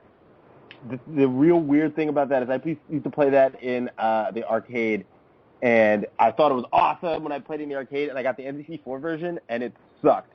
It sucked so much. I was so disappointed. Oh my gosh, that was one of the cool. I mean, just like Zach, I loved F-Zero. So in a way, I kind of felt that Hydro Thunder was F-Zero on water. It was fast. And when I first tried playing that game, especially with the steering wheel, I always tend to overcompensate when I'm steering and when I'm playing these racing games in the arcade. Oh my gosh, this has the craziest jumps, bizarre power-ups, but when you're playing head-to-head with somebody else, it just makes the game that much more sweet. Yes, I agree. So sweet. Mrs. Nikki, do you have any racing game memories? Oh, Mario Kart. Mario Kart. Because other games that I tended to be like really well at were the racing games. Like if there are any, like if we went, there was a something similar to Dave and Buster's, but it wasn't really Dave and Buster's, the name of it. And they always had those race car, the arcade games. You got to sit in there. You have the wheel and the pedal and the shift and all those stupid fucking buttons and everything. And I was always really good at them.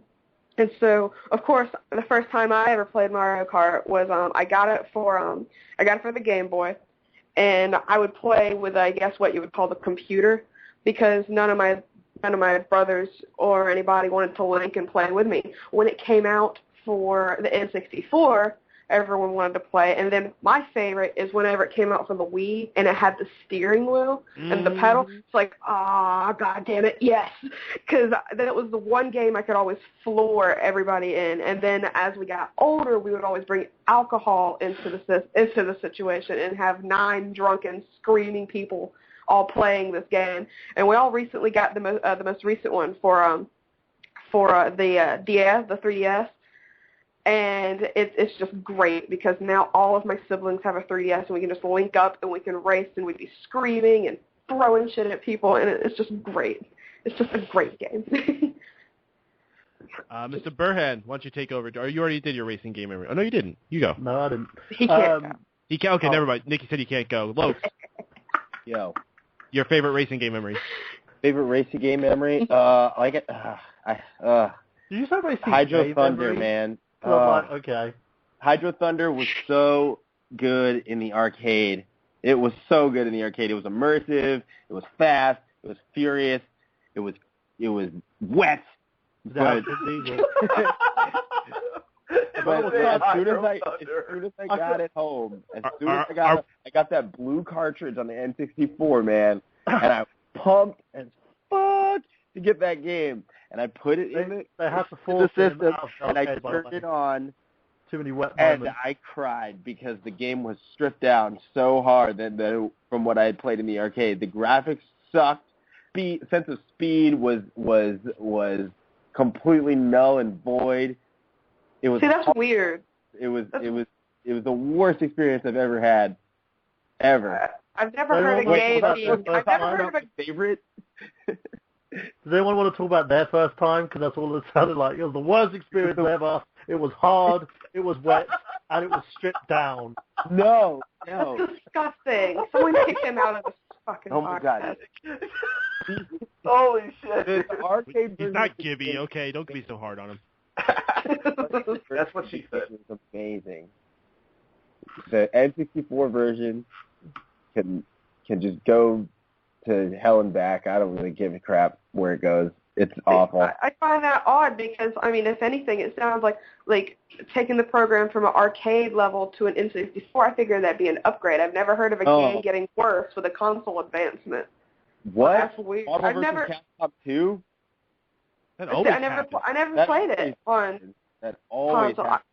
The maybe the Dreamcast version was better because I think the game was actually designed for Dreamcast originally. It was. I had that version on the Dreamcast, and it was near arcade perfect. I mean, it seems like it would be because I just remember playing the arcade version, and it was just really fast. I was freaked out. I was like, this is way better than Mario Kart. Like, screw Mario Kart, man. I was over that. I was over it. But Chris, I have a solution for you. If you wanted to play a game on the Nintendo 64 where you're racing on water, Wave Race 64! Oh, yes. Yes, that game is awesome. Racing jet skis. I had a lot of fun with the game. And I don't think anyone expected that game to be as fun as it was, but man, I had a blast at that. Yeah, that game was definitely amazing. My quick story I want to put out there, the last premiere I had for Newbie TV episode 1 of Two Oaks at Lawn Chairs, we had a bunch of people came together. We had a screening of the latest shorts that we had directed and shot. But to close the night, we had this huge Mario Kart tournament. I believe we had 16 entries. It took a long. No, excuse me. It was 16. And we went through each one. We had 4 people going at a time, eventually getting to the finals. And it was just a blast, man. Having a crowd of people behind them shouting at them. And I almost felt like that scene in Grandma's Boy where they're playing in the break room. And everyone's just going wild, and the one guy takes Skittles and he throws it at the other guy. It's always great What? I was going to say, I actually saw a Mario Kart tournament up in Seattle at the Experience Music Project, and they had the whole game projected on across 18 different screens. It was insane. Yeah. Well, that's what we did. Rather than using a TV screen, we actually had a projector mounted on the ceiling, taking up the entire wall. So I mean, this was a huge screen for the entire room to see. It was perfect. That's awesome. I always love when people do that. I know in Tennessee, back where my parents live, they've got at Applebee's, every Tuesday night, they would always do an arcade night, and they would have I think the biggest one that people would always do is Mike Tyson's Punch-Out.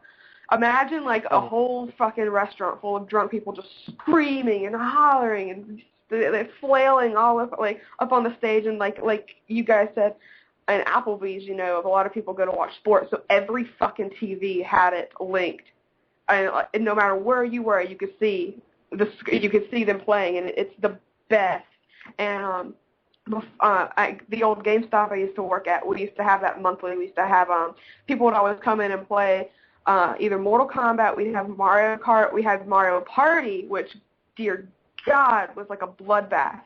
And we would have Marvel vs. Capcom. And it's just so great to see all of these people come together who love playing all of these old games and just go at it. And it's no matter what words or no matter what things are thrown at each other, everyone's having a good time. It's great. Unfortunately, one of our members here has got to depart with us. Chris Lokes, he's going on to be a rock star. Chris, break a leg tonight, man. Not literally. Thanks, I mean, man. just be a rock star, get some pretty ladies, get some good drinks. Hopefully people are buying them for you, and rock on, dude. Anything you want to say to close out your bit on here? Any plugs you want to put out there? Well, I will say my last piece on multiplayer gaming, my last thought, which is that I think it's really sad that a lot of people don't do it anymore.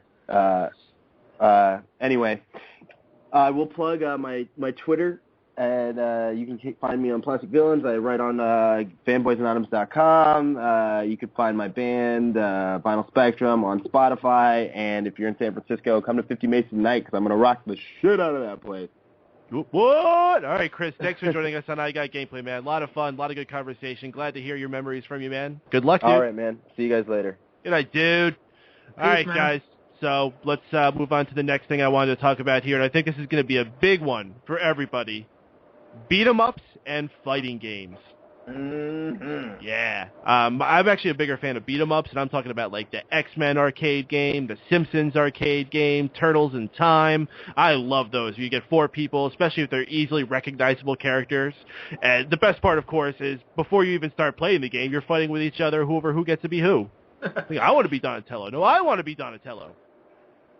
The fighting would start before I was a Leonardo guy.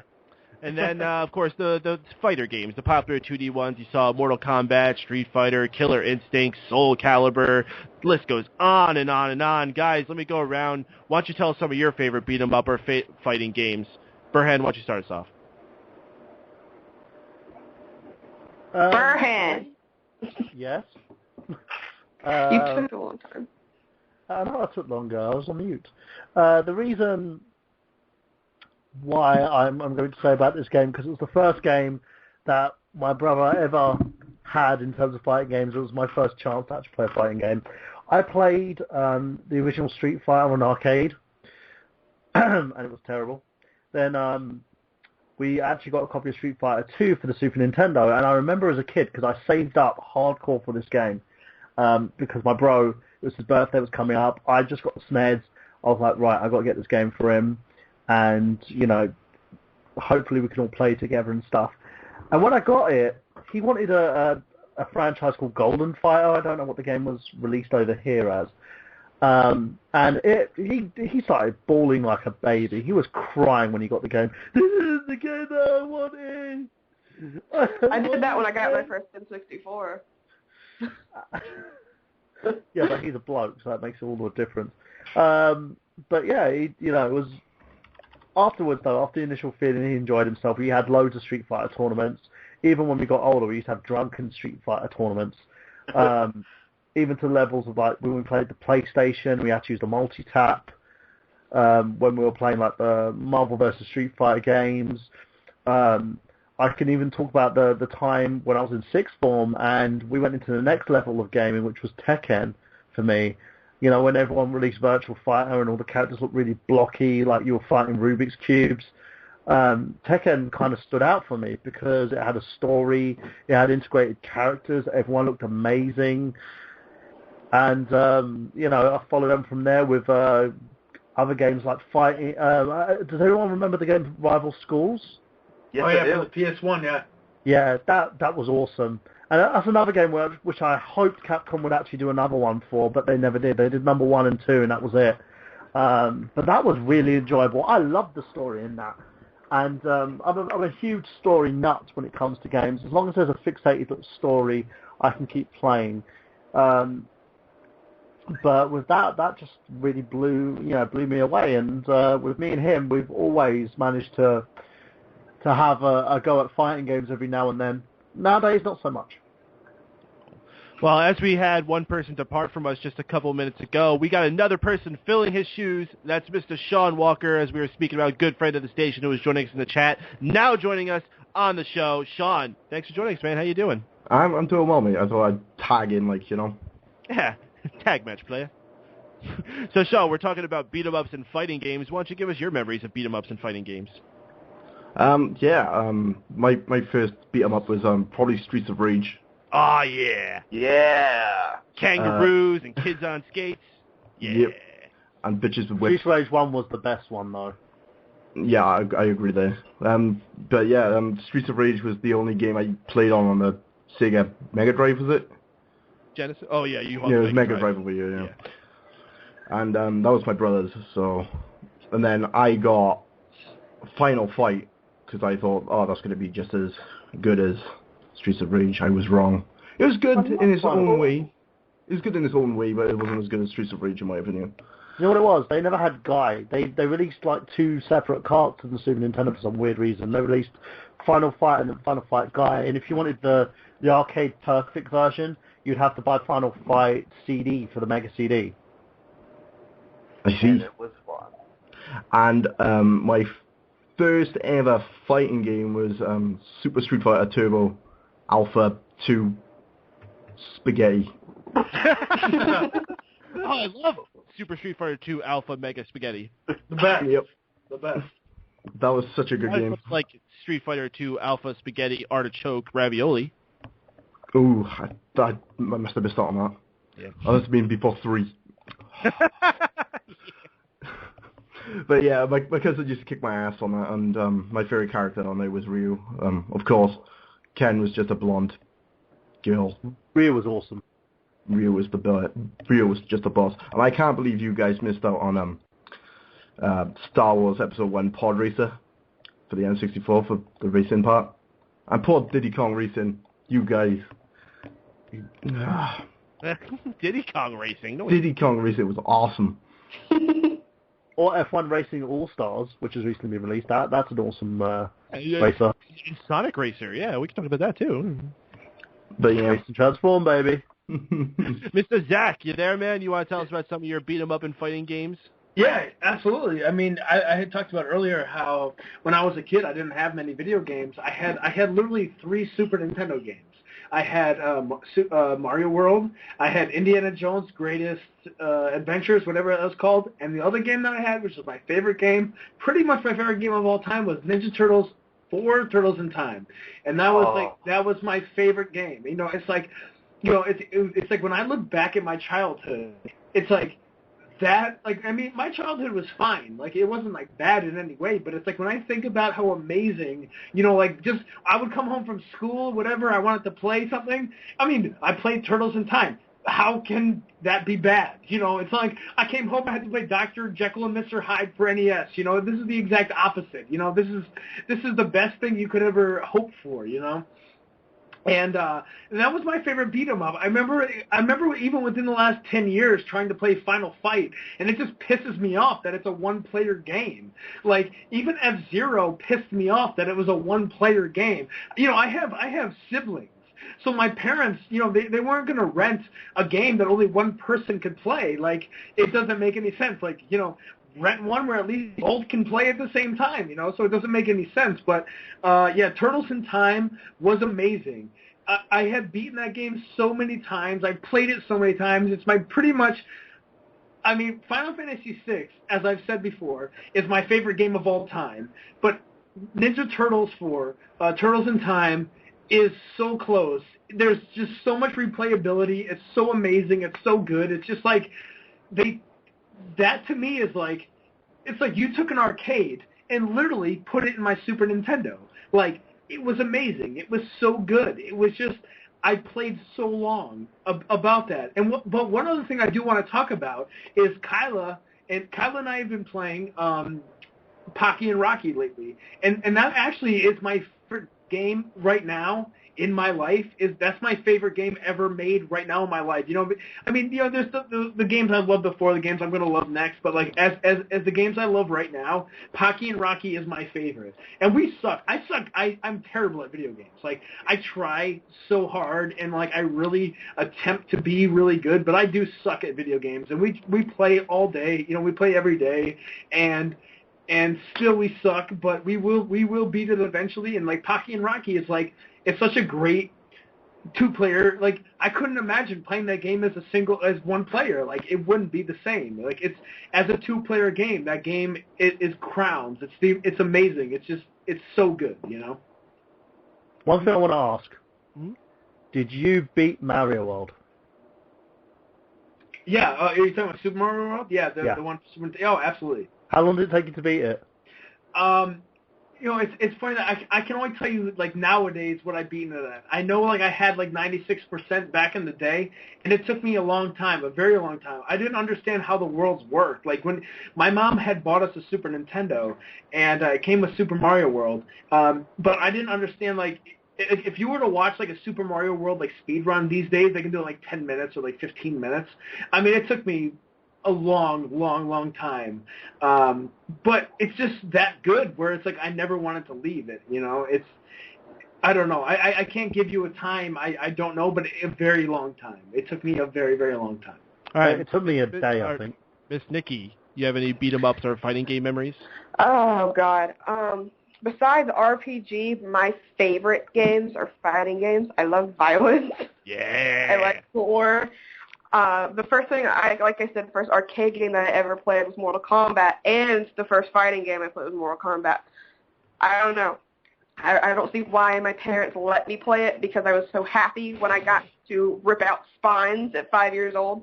But what a weird child. I enjoyed it so much, and I've had almost every single Mortal Kombat game. And the only one that I haven't really been thrilled about was the DC one. So, yeah, me too. That one's dumb. I liked it. It was pretty stupid. I don't know. I didn't get too deep into it, but I did. It was whatever. How could you not like being Superman, kicking Sub-Zero's ass? It didn't feel right, and I don't really like Sub-Zero anyway. I am always either Raiden or Sonya. Always. Superman needed to rip out spines. What? Superman needed to rip out spines. Didn't happen. You didn't rip out spines that game. They didn't have any real fatality. It was crap. Yeah.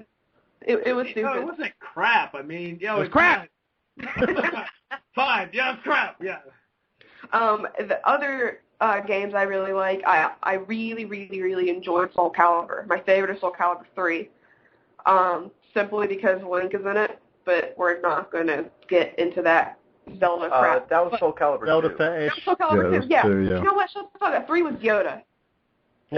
She gets dressed up as Link. No, 4 was Yoda. 4 was Yoda. No, it wasn't. Yes, anyway. Yoda and Darth Vader. I enjoy Soul Calibur. Have you even played 3? Not too familiar. I've got 3 somewhere. Yeah, like Kyla, unfortunately she's gone. She's the one person like over here who can actually talk about it. She loves Soul Calibur. But yeah, I've never played 3. I don't know. Like I know it didn't only come out for PS2. No, it's on the GameCube as well. And no, Soul Calibur, no, 3. Oh, I'm sorry. It was on the GameCube. No, I don't think the third one was it? Sounds about right. I don't imagine 4 was. It was on the GameCube. I don't think 4 was. No, 4 definitely was. Because that's when the GameCube became entirely irrelevant to everyone. It was always irrelevant. I think you mean when Nintendo became entirely irrelevant to everyone. I still love Nintendo. Hey, you take that back. Nintendo's great. Anyway. Hey, they're on the rise. Be Anyway. Other games I like. recently, like the past like 4 or 5 years, I got into Street Fighter because I never really played it when I was little. But I never really got a first good impression of it because the first I ever played was Street Fighter Cross Tekken, and I hated it.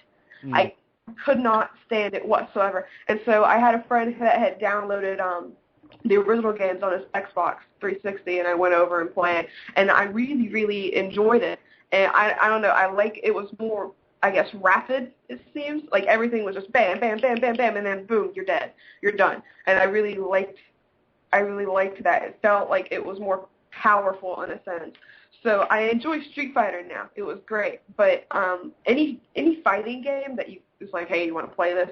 Fuck yeah, I want to play this. I want to kick ass. I like kicking the shit out of people. That's the main thing I like about Mortal Kombat, because it's also in a gory aspect. The fatalities, like the newer ones, you just slam people in the subways, paling them, ripping them off their limbs. Oh, yeah, it's hot, yeah. Okay. Sadomasochism. Travis, why don't you see if you can top that? Gee, I don't know if I can top that. She made a fighting game sound very sexy. Final Fight CD. I played the Super Nintendo version, and it was okay and everything. But when I had a copy of Final Fight CD for the Sega CD, I was like, yeah, this is how Final Fight should have been done on the Super Nintendo. We had all 3 of the characters, and for one thing, of course, this is on CD. The soundtrack was tons better, although the voice acting was kind of stupid. But I used to play Final Fight with my brother. We exchanged the controls and everything when we had the Super Nintendo version. And that game is hard. It is so fucking difficult. But that's what made it so much enjoyable, because I don't like playing games that are so simple. I like something that has a bit of a strategy to it. And what better genre to have a strategy to it than fighting games?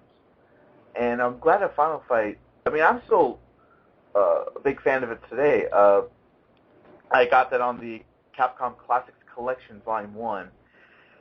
And that's usually my go-to beat 'em up every time I'm in the mood for a beat 'em up. And then, of course, you have Turtles in Time, which I sadly don't have. But something I'm going to get myself a copy of. You get copies on eBay now for like $50 fucking. That's how. Oh yeah. Yeah, it's going up, dude. It's expensive. Jesus Christ, it's Turtles in Time, and it's because they're old. They're a rarity, I guess. Or you can just download the HD remake on the Xbox.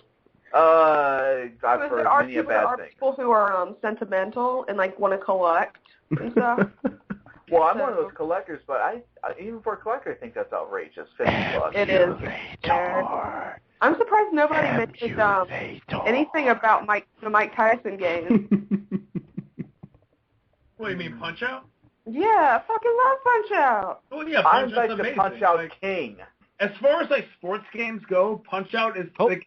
Actually, I have sports games on the docket next, so we can jump into that. Okay. Cool. Before we transition that to go, I just want to give my bit. Unless Travis, you have anything else you want to add? Final Fight CD. I'd love having a copy of that and need to track it down. There, I'm done. Okay.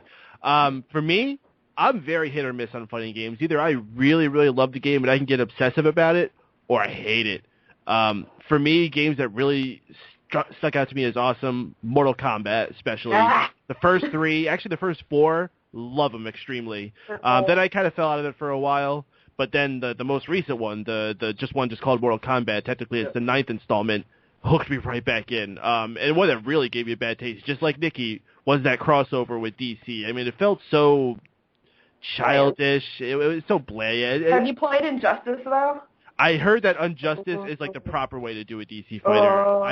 I've watched stuff about it and it looks awesome. I haven't gotten to do it yet. The storyline is short. I got a Wii U copy for $10 of Injustice. I'm proud. The storyline is super short, but it's so good, and it's the makers of Mortal Kombat. And you know what? So it's got that feel. And how awesome was the story mode in Mortal Kombat? You never saw that in a fighting game before. Was a story mode. But we're talking about how do you take single player? That's actually the opposite. Like usually you take a single player game and turn it into a multiplayer game. They managed to really successfully take a multiplayer game and make it a really interesting first player game. So I agree. Big props to NetherRealm Studios on that. But other thing we're talking about there is the beat 'em ups.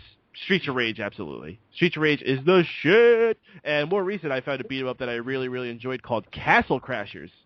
I had a lot of fun gathering 4 friends around doing Castle Crashers. Just the simple hand-drawn animation style of the game, the fun enemies, the way you unlock all these different characters that you can play as. Tons of fun. Yeah, it's a funny thing. Actually, my kids play that game with me, and they love it. They literally will sit there, and we've gone from start to finish completing that game. And the premise is so simple. You get to save princesses and kill monsters and stuff, and they're like, yay! I think my daughter loves being the Pink Knight, because if you got the downloadable content, the DLC, you can get this free Pink Knight who has this like rainbow sword. He shoots rainbow arrows, and he doesn't have a sword. He has something else. It sort of escapes me. But it's an amazing game. Such a simple premise, and the Behemoth Studios, the guys behind Newgrounds who made it, just I can't praise that game highly enough. It's literally one of my top 10 favorite games on the Xbox 360. All right, so let's move on as we got a little hint of there for a second. Sports games. Now, I don't want to talk too much about this because actually next week here on I Got Gameplay on Mega Powers Radio, the episode is going to be sports games themed, so we're going to go more in-depth about it there. In fact, we're probably going to spend a lot of time talking about those sim-based games. All I really think is going to apply in this episode is more of the arcadey type sports games, stuff like NFL Blitz, NBA Jam, even some of the wrestling video games, I think are games that people could gather around on a couch on and have a lot of fun. I don't know if that was... Slam. So why don't we go around quick? I think this will be quick. Nikki, do you have any sports games memories? I actually do not. Okay. What's that? Travis? Let's see, sports games. Nope. Nobody really does unless it's fucking Madden or like the older baseball games. Whoa. Before you pass judgment, NBA Jam. I got it on the Sega CD. I got NBA Jam Tournament Edition on the PlayStation, and I have NBA Jam On Fire Edition for the PSN. Wow, you got a lot of versions of it then. Do you have Bill Clinton? Great. I've unlocked Bill Clinton. I am the NBA Jam super fanatic. If I had the arcade game in my house, I would fucking go play it right now. Hell yeah. I hate basketball. I hate basketball too, but I love NBA Jam. Just like I hate football, but I love NFL Blitz. Oh my God, those games were the best. Mm-hmm. Oh man. Mr. Zach, you got any sports games you want to talk about? Well, first of all, NBA Jam rules. Dude, NBA Jam is Thank awesome. you.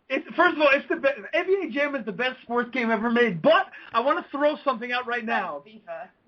What I want to throw out right now is that College Slam. Yeah. Which, funny as it sounds, like a porno that was made at a school.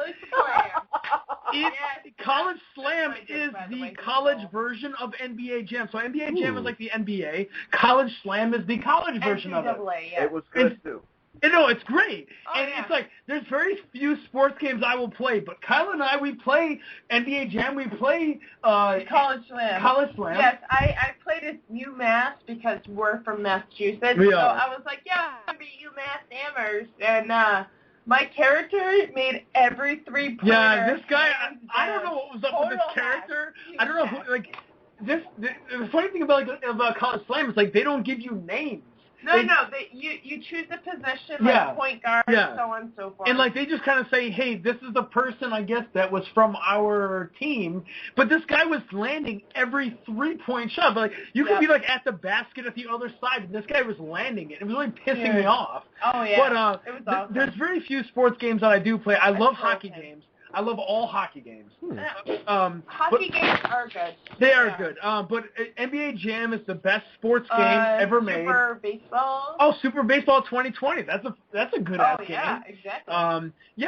There are good sports games. Unfortunately, Madden kind of went the route of Tiger Woods. Oh, yeah. Well, unfortunately, Madden went the route of let's put something out every year where it's kind of like it kind of diminishes the want of it. Madden. Oh, yeah, yeah, no, yeah, exactly. we're talking about Madden. Yeah. No, we're talking about Madden. I hate Madden so much. Like, I'm a Red Sox fan, and I love watching baseball, but every time I see Joe Madden for the Tampa Bay Rays. No, Madden as I understand that. Oh, okay. His name is Joe Madden, Yeah. and he sucks.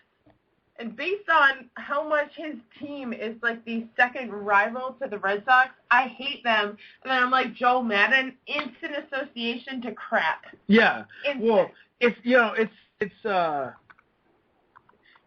like I don't play a lot of sports games. Sorry. I love hockey games. I think rule. I'm recapping. Mutant League Hockey. Yeah, Mutant League Hockey, Mutant League Baseball. Oh, I'm sorry, football. Football and hockey is the two games I had. Mm-hmm. But I love hockey games, and I love NBA Jam is amazing. College Slam is amazing. The idea is that it's like, okay, if you look Bulls versus Blazers, that's a Super Nintendo game. And in my opinion, that's just NBA Jam without the ridiculousness. Like, if I wanted to go play basketball, I guess I would go learn how to go play basketball and do that. But the idea of, like, NBA Jam is, like, you can just, like, jump halfway across and dunk the ball, and there's the game. It's funny. College Slam is practically the same. Yeah, but, like, that's the idea. It's like, it's like, I don't care about the rules. I don't care about what these people are doing. I don't care about how their lives are going. It's like, I just want this thing that is not real life. I want NBA Jam that's ridiculous. It's funny. It's cool. It's you're holding down the button, the whatever, like the turbo button. The turbo button, and you make this ridiculous dunk. That is cool to me. And I love. And then if you get on fire, where you go through the air, all the cameras are flashing while you do like a quadruple spin. Yes, exactly. Dude. And to me, that's where it's at. 2009, fucking Rajon Rondo was wearing like these gold. Rajon Rondo from the Celtics was wearing these gold kicks, and they looked like it was a power run every time he went in for it. It was amazing. Yeah. Anyways. But yeah, anyway, that's why those are the certain sports games I actually love. Well, Zach, actually, you were about to say something about Punch-Out earlier. Do you remember what that was? Oh, yeah. Well, oh, God. Dude, Punch-Out, I love Punch-Out. Like, I remember when I was back in the military, and I remember, like, me and my buddy used to just chill, like, in my little – I had a room, and it was, like, literally, like, one bed wide, and we just played Punch-Out every day, and we literally got so good that we actually beat the game. I had the version I had, though, it wasn't Mike Tyson's Punch-Out. It was when you actually fought, like, Mr. Dream at the end, so it was a different version. I mean, still, like, the same game. Yeah. But, oh, dude, Punch-Out, oh, God. It's just like, there are games like Take Advantage. Like, let's make one every year, and if people don't like it, then they have no friends. That's kind of like, I guess, like what they're going at. But, like, you look at a game like NBA Jam. It's a great basketball game. Punch-Out. It's a great boxing game. Dude, no. There was a kid on freaking YouTube who was like, yeah, I'll take any game, and someone wanted to trade him for NBA Jam, and he was like, no, I don't want that trash. And it's like, are you freaking kidding Right, me? yeah.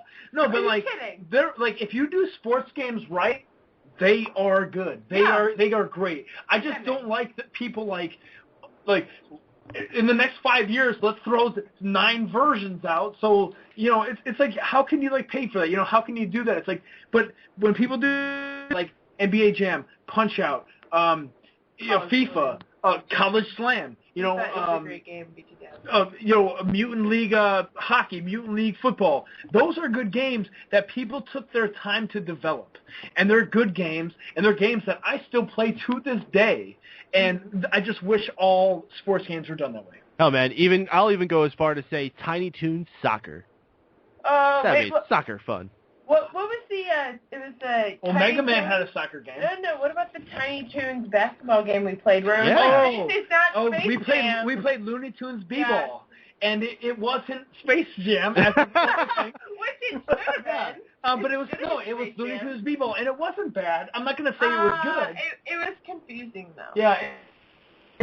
But yeah, so there's Looney Tunes B-Ball, which is cool. It gives you the idea of a sports game, and you have to kind of learn from it, I guess. Dude, why is Danny Tanner giving us a stare down?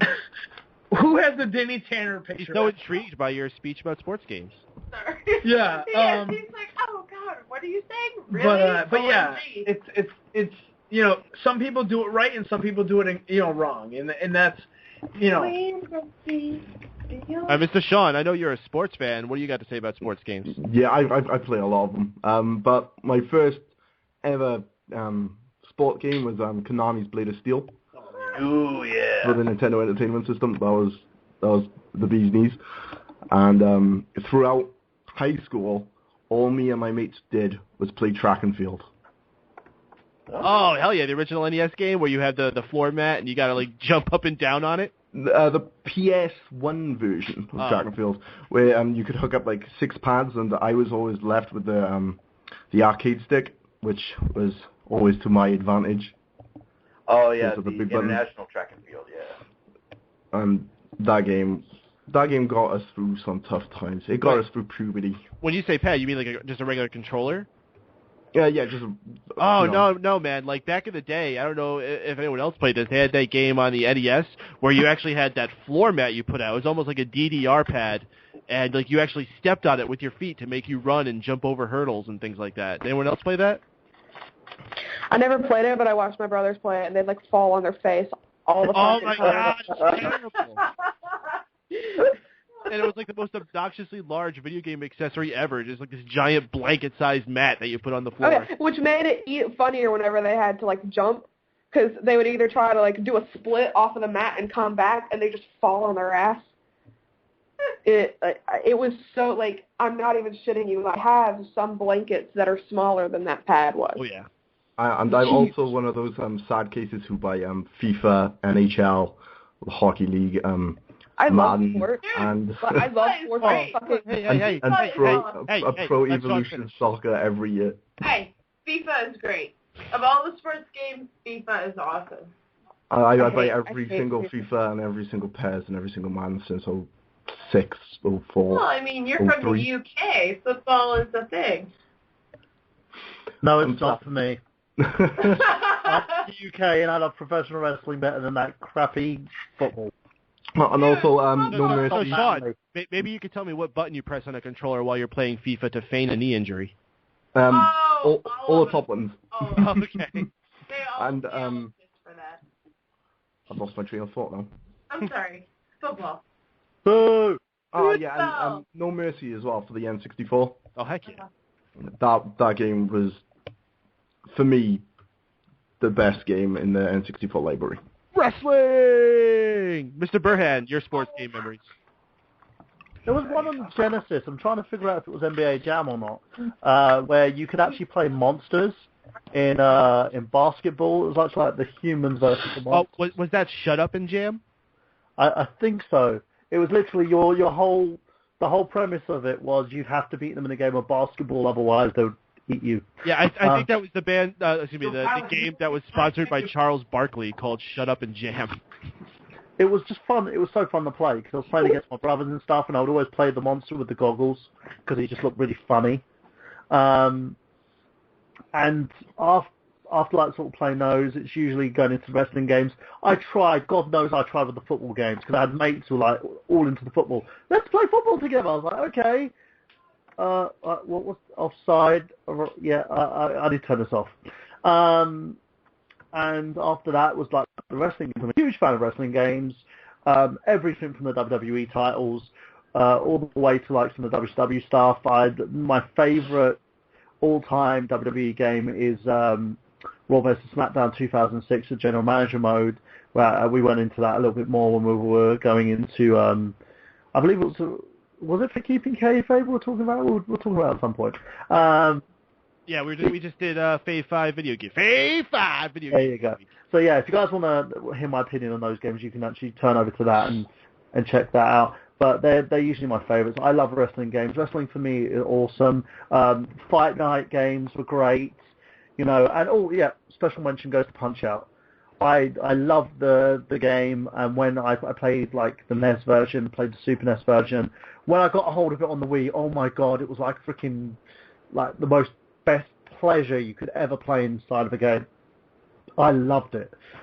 Playing Little Mac, where you're using the Wii remote and the nunchuck to try and outbox people, it was awesome, and the snazzy catchphrases and everything. I really hope they do release a version of that on the Wii U. But that's me. Well, for me, sports games a lot like Gesundheit. Sports games a lot like racing games. If it's very sim-based, I'm probably not going to like it. However, if it's really over the top and wacky and arcadey, I'm probably going to love it. We already talked and praised the hell out of NBA Jam. NFL Blitz is another one of those. I mean, how you could just like leap at someone from across the field, tackle them, their helmet goes flying off into the end zone, and you know, you could even like take their heads off at certain points in the game. It was awesome. Loved it. You're talking about like the Mutant League games. That's about where I lie though. But as far as games like The Show or Madden or FIFA, I will never be able to get into games like that, especially because those games are catered for people who have been playing the game for a long time, and these sports games get such complicated control schemes. And I don't know if I'm the only one who has that problem. I can't just pick up one of those games and jump into it and play it. You got to really go through the tutorial. I feel you too, man. Yeah. But one that I think is worth talking about, and actually this will transition us well into our next topic, would be Wii Sports. Wii Sports is probably the only one I went into and actually had a lot of fun I love playing. tennis. But before we get into that, guys, looks like we're just about out of time for our live broadcast. There's only about 90 seconds left. So I just want to thank everyone who tuned in live here on Mega Powers Radio. This has been I Got Gameplay. We've been talking local multiplayer. We're going to have a little bit more to talk about. If you want to hear it, make sure you tune in to the archive version, which will be available on MegaPowersRadio.com. It'll also be on I Got Gameplay's iTunes and Stitcher feeds, as well as on YouTube, and of course, fanboysanonymous.com will be the easiest place to find a link to get to all those places to listen to it. So thank you, everyone, for listening. We're going to continue the conversation as we go off the air here, but we'll have those versions available to you. Good night, everyone. And, guys, we're going to be switching into talking about party games. Mario Party! Woo! Party games, I think, really kind of became a big thing with the N64, where we saw not just Mario Party, but the evolution of Mario Kart to be able to have 4 players, and Super Smash Brothers. Oh, fuck yes. And these games became absolutely excellent party games. Some other ones that became really big that I think were cool were the music games like Guitar Hero and Rock Band, which got a lot of cool spin-offs like Beatles Rock Band, and of course many, many, many sequels as well as DLC. And the aforementioned Wii Sports, or with the more the more modern system, you got Nintendo Land. These just fun little mini games that you could play with all your friends and actually have a lot of fun. Nikki, why don't you start us off with this one? Oh, with the party one? Party. Probably out of all of them that they're all just so great that I love so much is Super Smash Brothers. And not only is it because violent in like a fun family way, I guess you can say it, but it brought all of your favorite characters from all of your favorite Nintendo games into one, and you got to pick like your favorite character.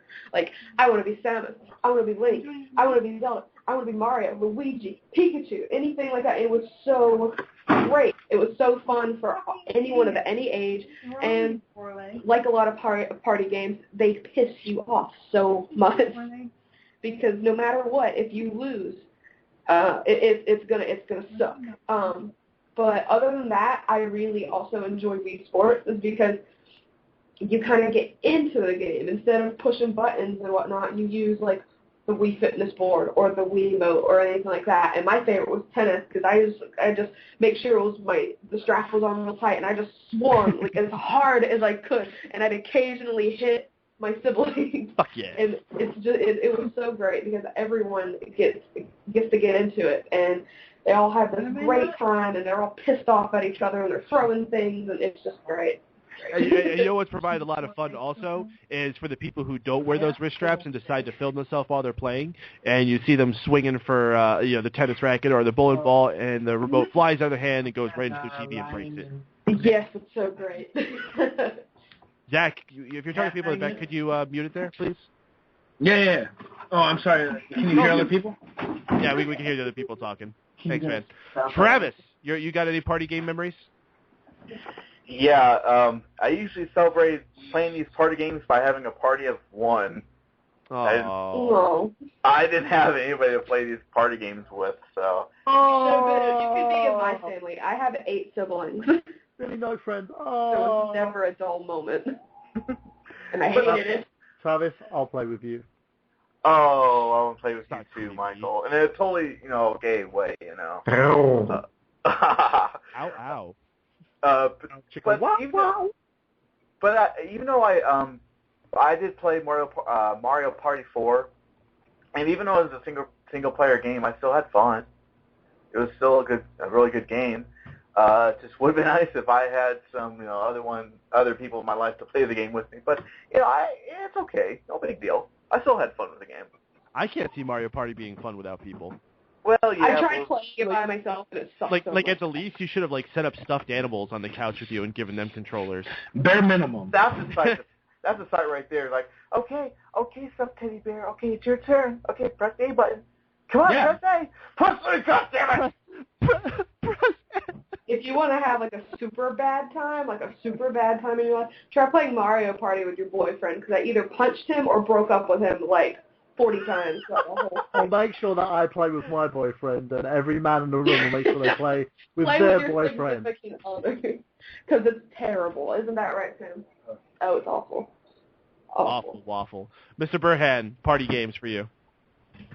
For me, it's a bit of a fun story. I play with my kids, and they get really wound up when they play party games with me. I beat my nephew at one of those, and he was standing there screaming at me, jumping up and down, stamping his foot, and then starts crying because he will never play with me again because I should have allowed him to win. I was like, be a man, I beat you. Kids are the most hilarious people to play with, because I usually let them beat me, because if I don't, they will end up just crying and having a shit fit, and it's just fun, oodles of fun, and then you have mum complaining afterwards about the reason why I made the kids cry. I played with people as well, and we would end up in fisticuffs over those sort of games. Someone would beat you, someone would end up punching you in the face for some reason, and that was an extremely fun experience. So I've learned never to play party games again. Because I either make people cry or I just get into a... You know what's great, though? Playing Mario Party while you're completely and fully intoxicated. Never had the pleasure. It's so fun. That's usually why we end up... That would also involve Travis getting drunk by himself. And then he'll be sitting there crying to his teddy bears. I don't know, Mr. Sniffles. Somehow Travis being drunk, Travis would find a way to lose to himself. It's funny because I play... when I'm playing Mario Party, I do place bets, and I usually lose. So. Oh. Mr. Zach, you got any party game memories? Yeah, one thing I wanted to talk about was, okay, like I was saying before, there's two play, if you look at Mario Brothers or Super Mario Brothers, you look at Super Mario World, you kind of switch off. It's not simultaneous. It's one or the other, and then you can even look at, Mortal Kombat or whatever, and it's one and the other. You're playing together.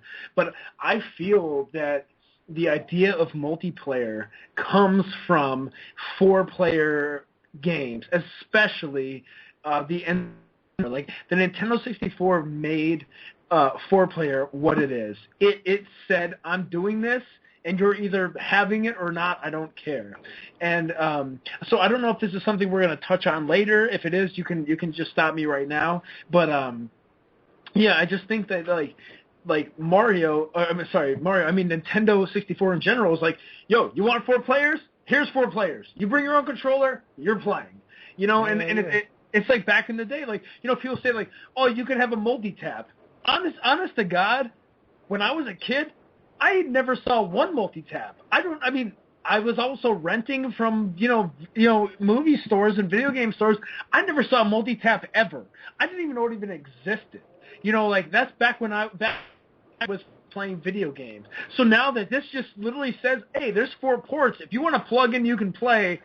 That is where, in my opinion, multiplayer started. Multiplayer, in my opinion, isn't one versus the other. It's not 1 versus 2. It's the idea of 4 people at the same time.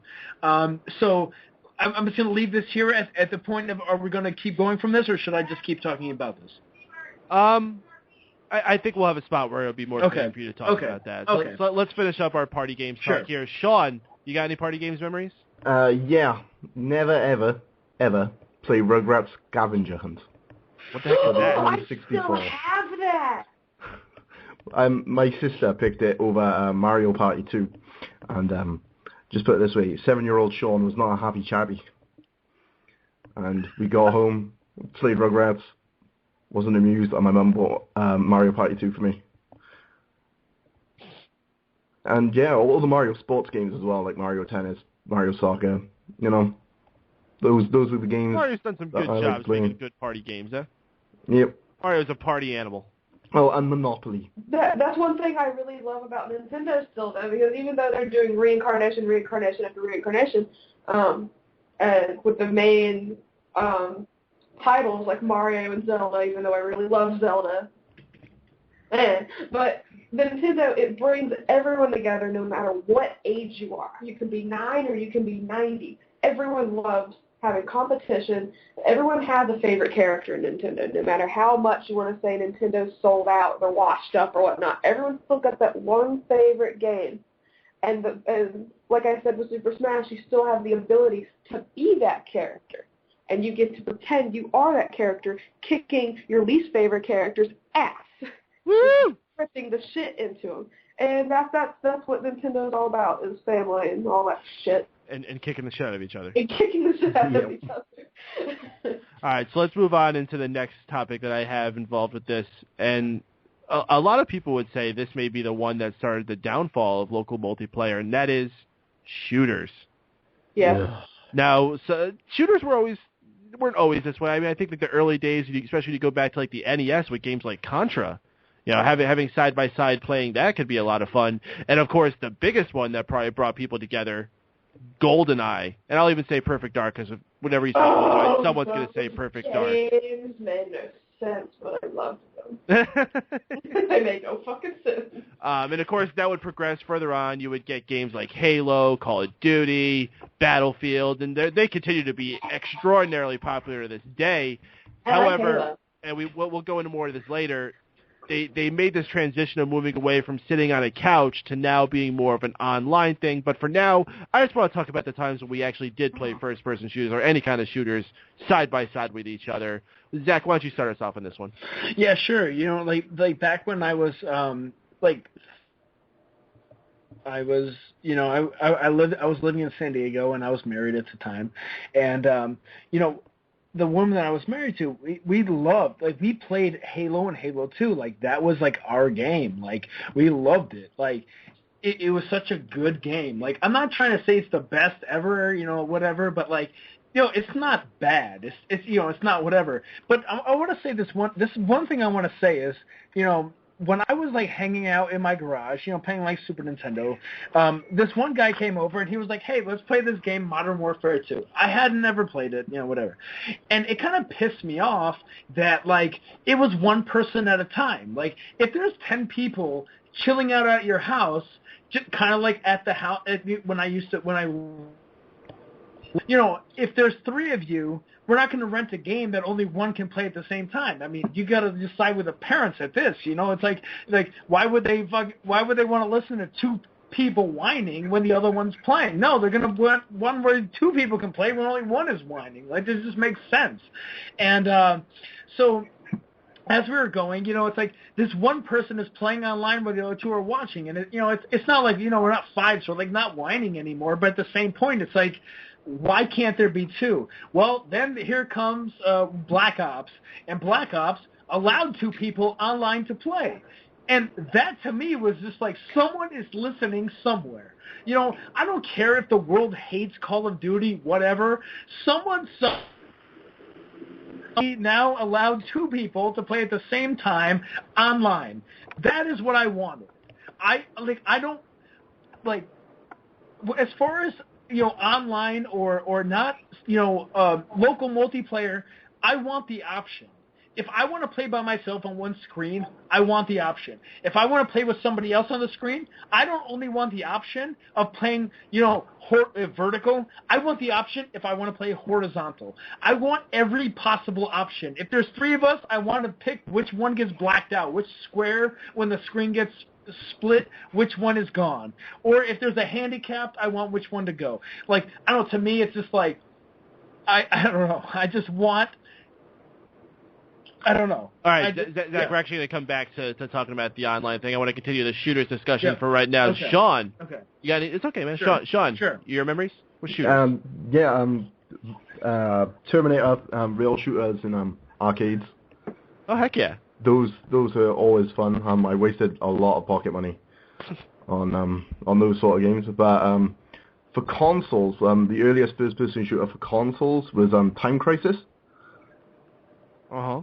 That me and my brother spent many hours just killing each other and talking smack to each other, and he'd always win, and then I'd throw the controller at the telly, and I was never allowed to play ever again.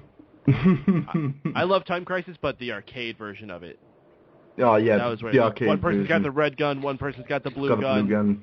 Yep. Lots of fun. Nikki, you got any shooter memories? Time Crisis, PS1 rules. Okay.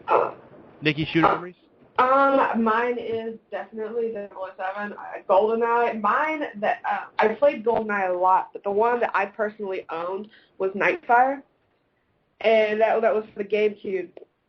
And fuck, the game, looking back, sucks so much. It was awful. It made no sense, but it was perfect just to play like with me and like one of my older brothers or like a friend or whatnot, and we'd be able to hide wherever we wanted. And you still had the ability over a cliff, miles and miles away, still be able to shoot them down if you see any remote movement whatsoever. And if they were in the process of shooting, trying to kill you, you can just pause and you can just sit there and just piss them off because it just stops in the middle of everything. Going to look through your weapon, through your itinerary or anything like that, just pause and it just stopped. And then whenever you went back to play it again, it just went and you could move and escape from whenever they were trying to shoot you. And it was just a really good game that pissed off others.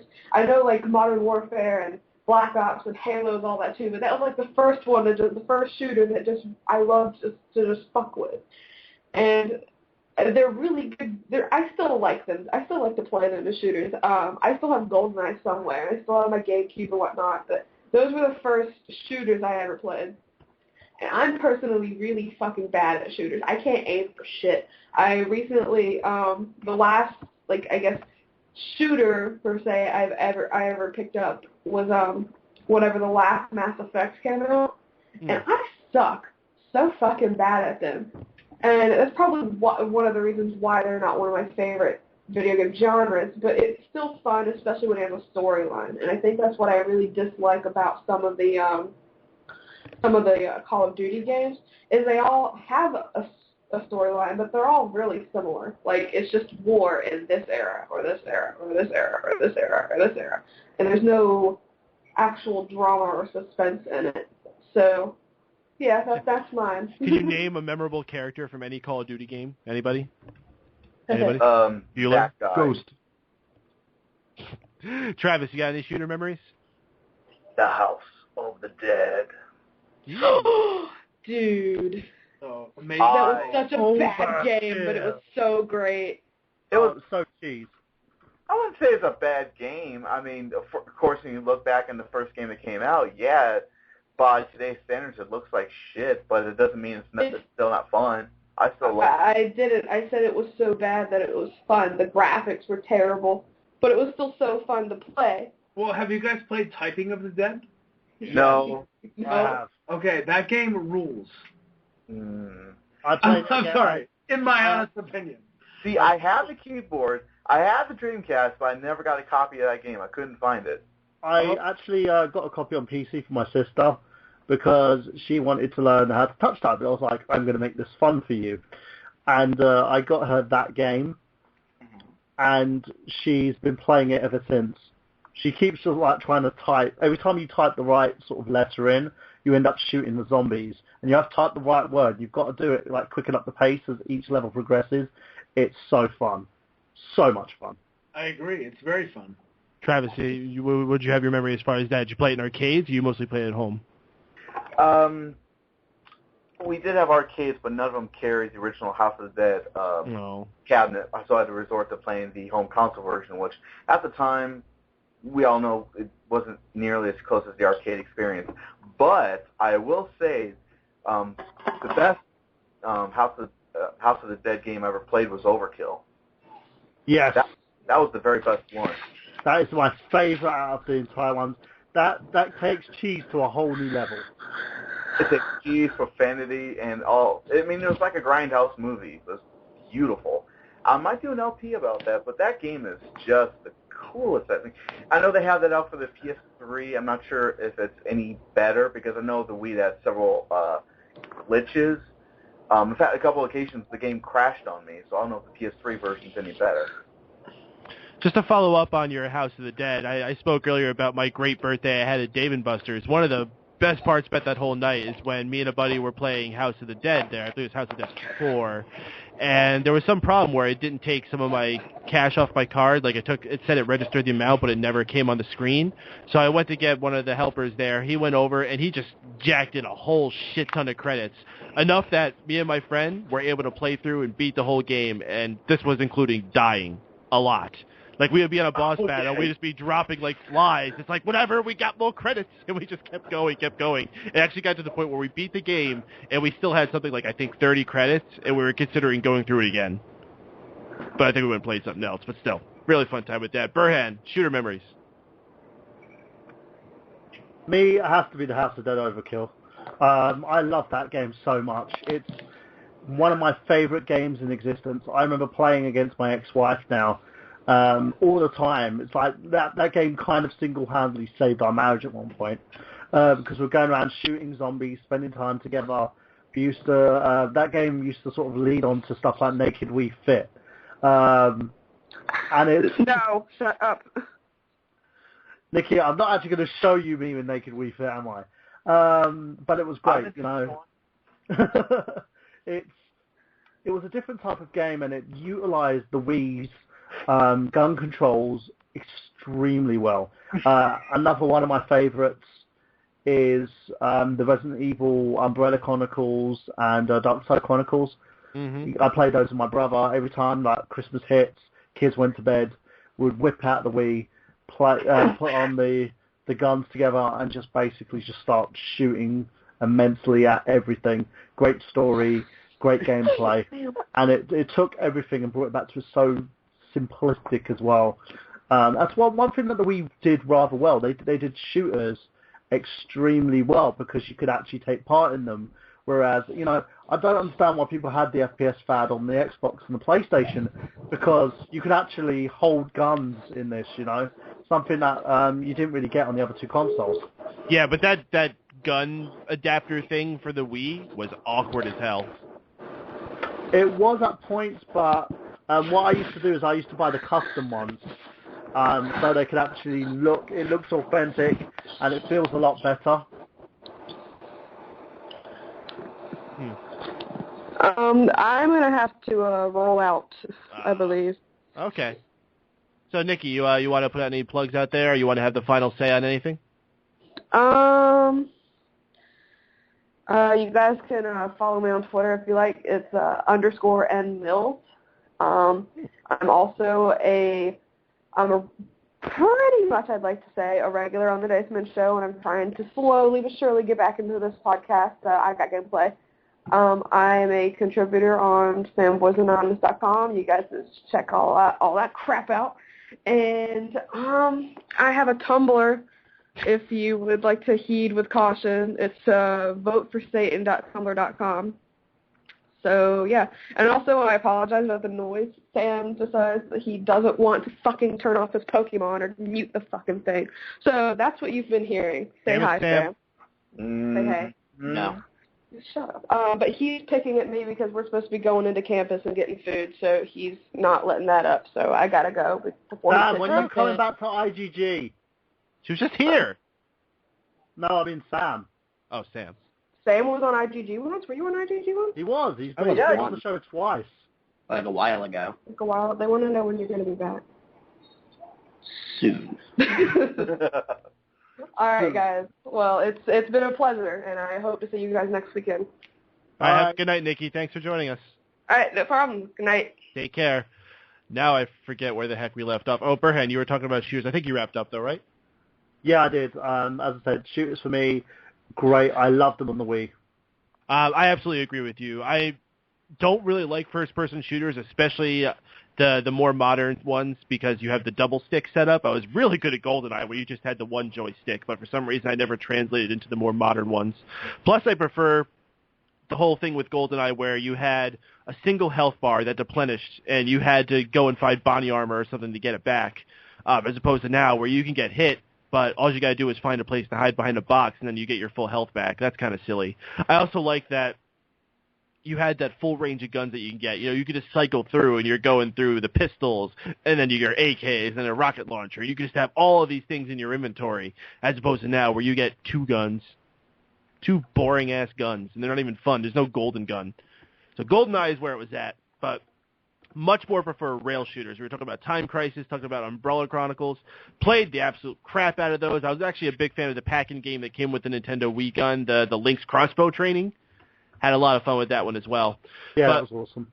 So I want to go into more of the modern generation of things, and actually this is a surprising thing that started coming around. Well, I guess we could say last generation now, but in the last two generations, multiplayer platformers, which is kind of a weird thing. You look back, how can you take a platform and make a multiplayer? But we've actually been seeing it into great success with games like the new Super Mario Brothers series and Rayman Origin and Legends. Now, I don't know if all you guys had a chance to play any of these games. We'll go around and see what you guys might have to say about those. Travis, what do you play on those?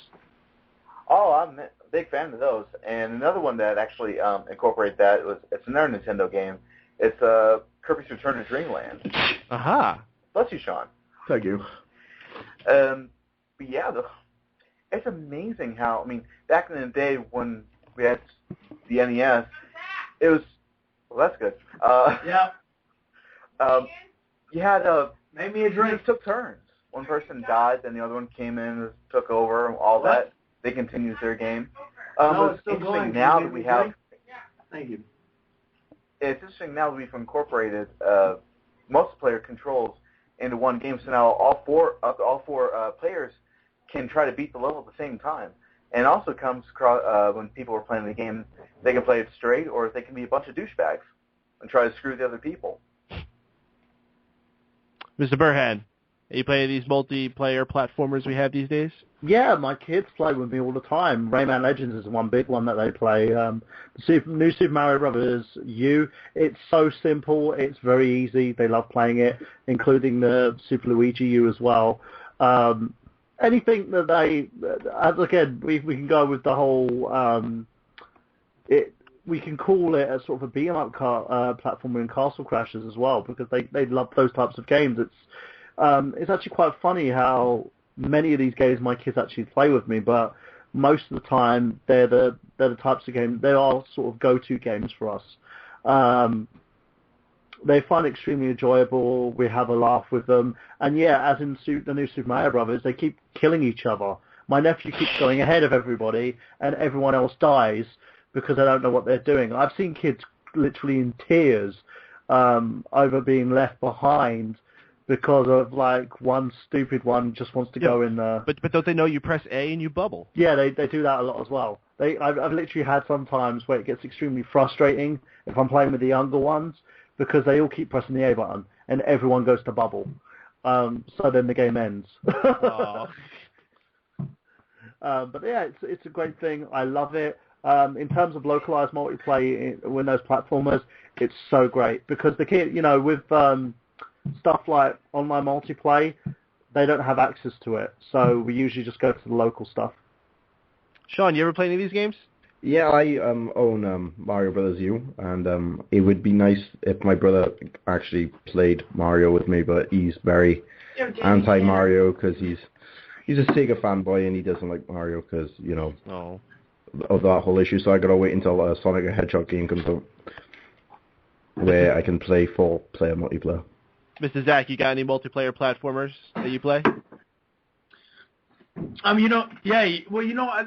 really liked New Super Mario Brothers on the DS, I thought that was a really good game. I wasn't playing with anybody at the time, so I know like New Super Mario Bros. Wii, New Super Mario Bros. Wii U, whatever they happen to have. Unfortunately,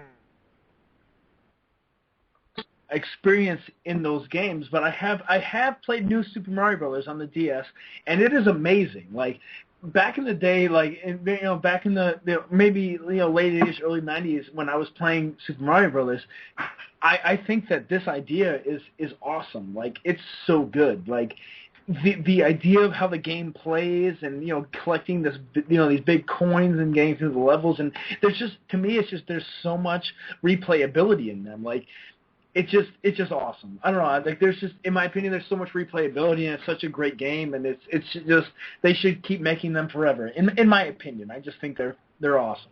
I absolutely agree, man. Especially what Nintendo's been doing with it, or I shouldn't say Nintendo, but what they've been doing on the latest Nintendo system, the Wii U, has absolutely been amazing. With new Super Mario Brothers, I thought it was cool where you were just able to place these blocks and maybe like knock an enemy out of the way.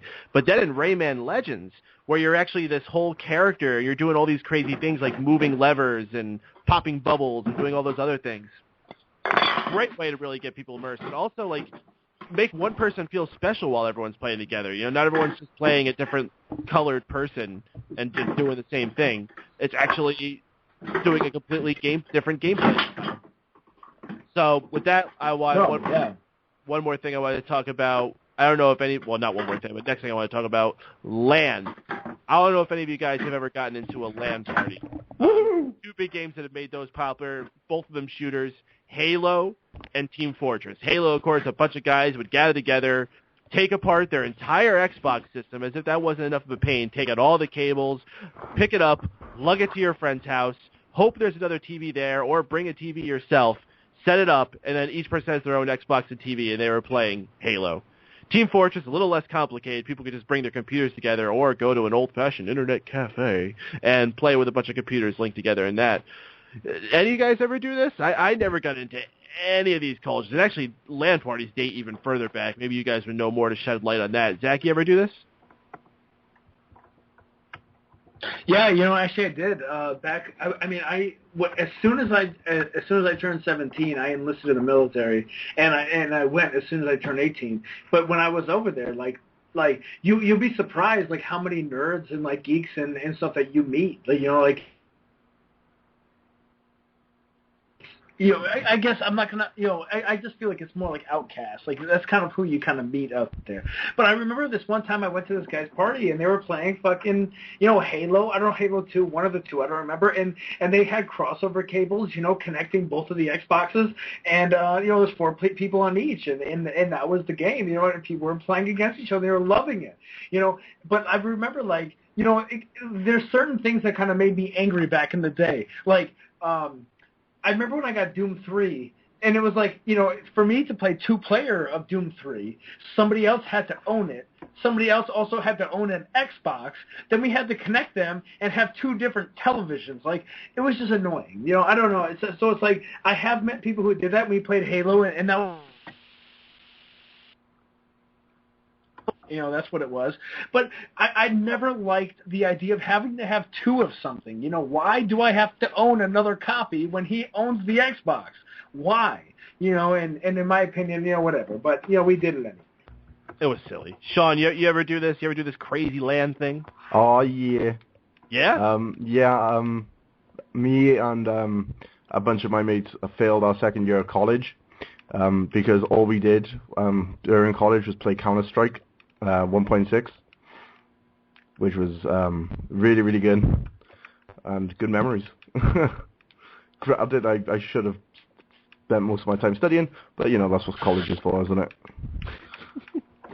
Travis, you ever LAN? Only once. When I was going to community college, we had this getaway where we went to this group meeting type thing with other universities and everything.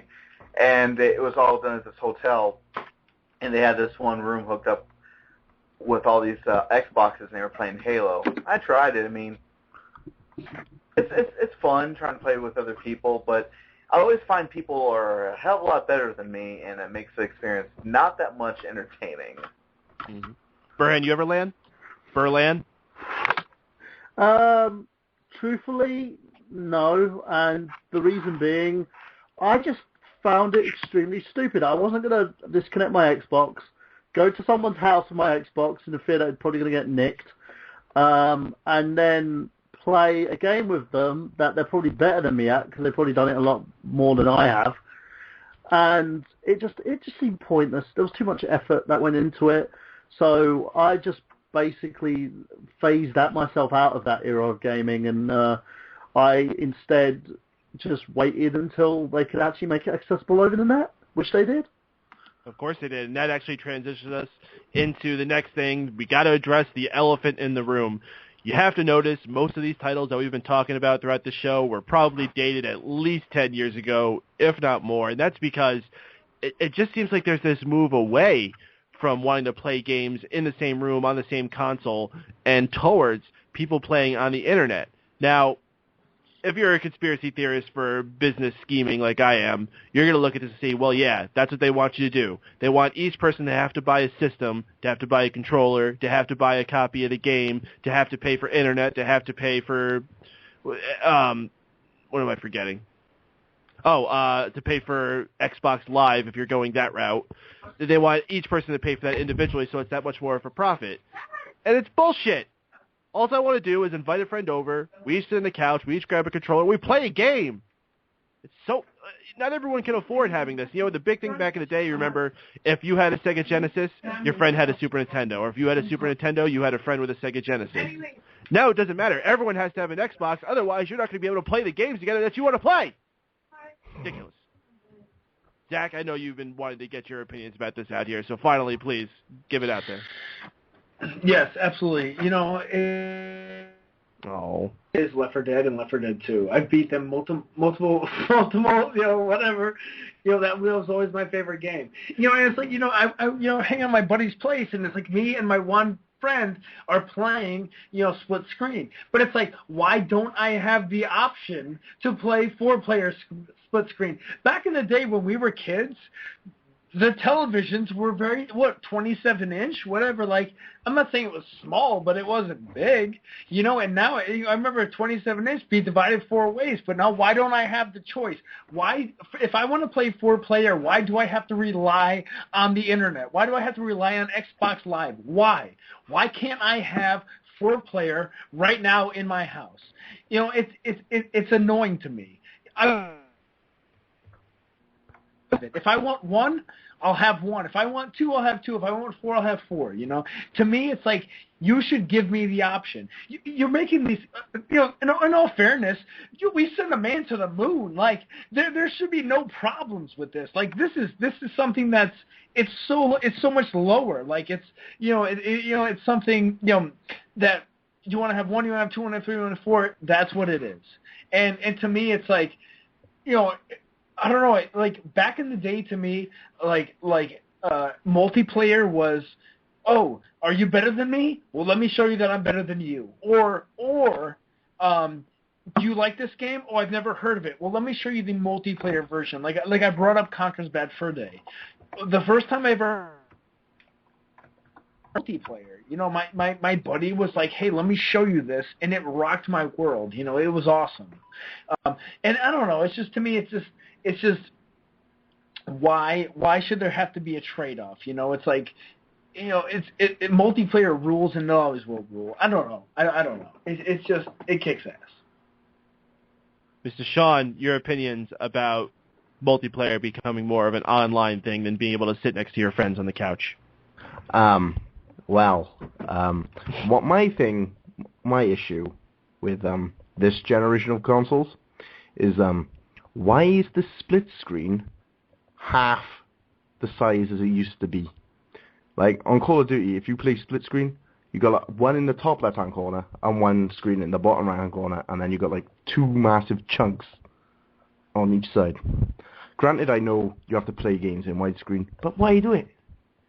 Why fuck up the screen? I think what developers need to do is go back a couple of generations and go, you know, that was a great idea for the N64 to have 4 ports on the machine. I think with this generation, they don't see the ports and they're like, fuck it, online. I think they just forgot that local multiplayer exists. Travis, your opinions about the transfer to online? It's just a changing of the times. That's all it is. It's like Bob Dylan put it. the times they are a-changing.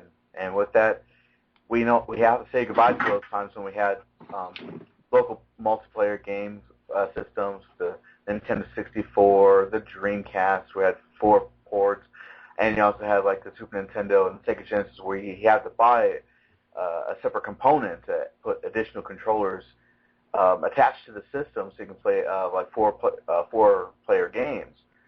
And now, since with the advent of the internet and high-speed DSL connections and all that stuff, broadband, we now enter into a period where, even though we are playing with people, we're doing it in an electronic way. We're basically alone in our rooms or living rooms, and I just really think that with these game companies now, they've really forgotten what it was like to be that person in the 90s and the early 2000s, where we had people come over to play these games.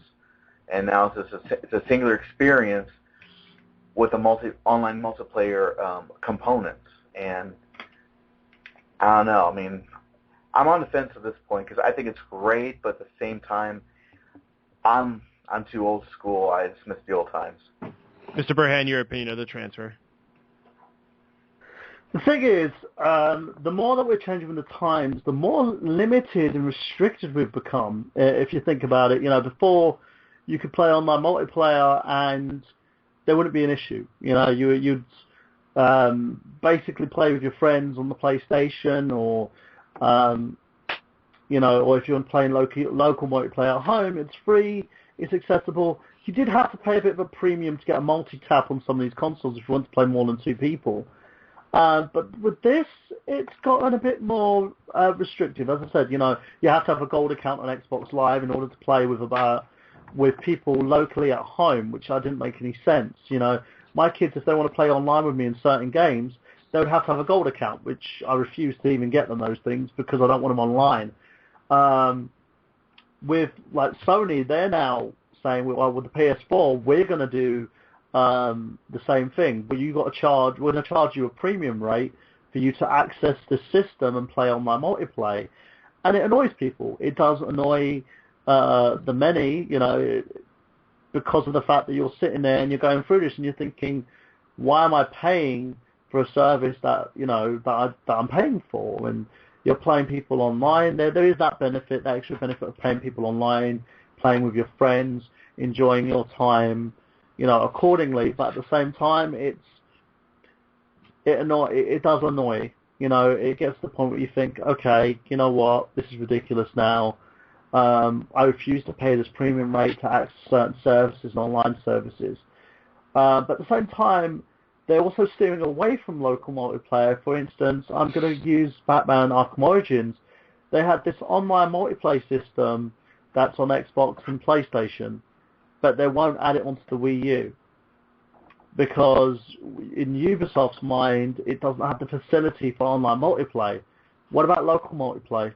Why can't I play with my buddy at home, on a system the only system that allows you freely to play local multiplayer with your friends and family and not have that issue? Now, because of that, that's my deciding factor in buying that game.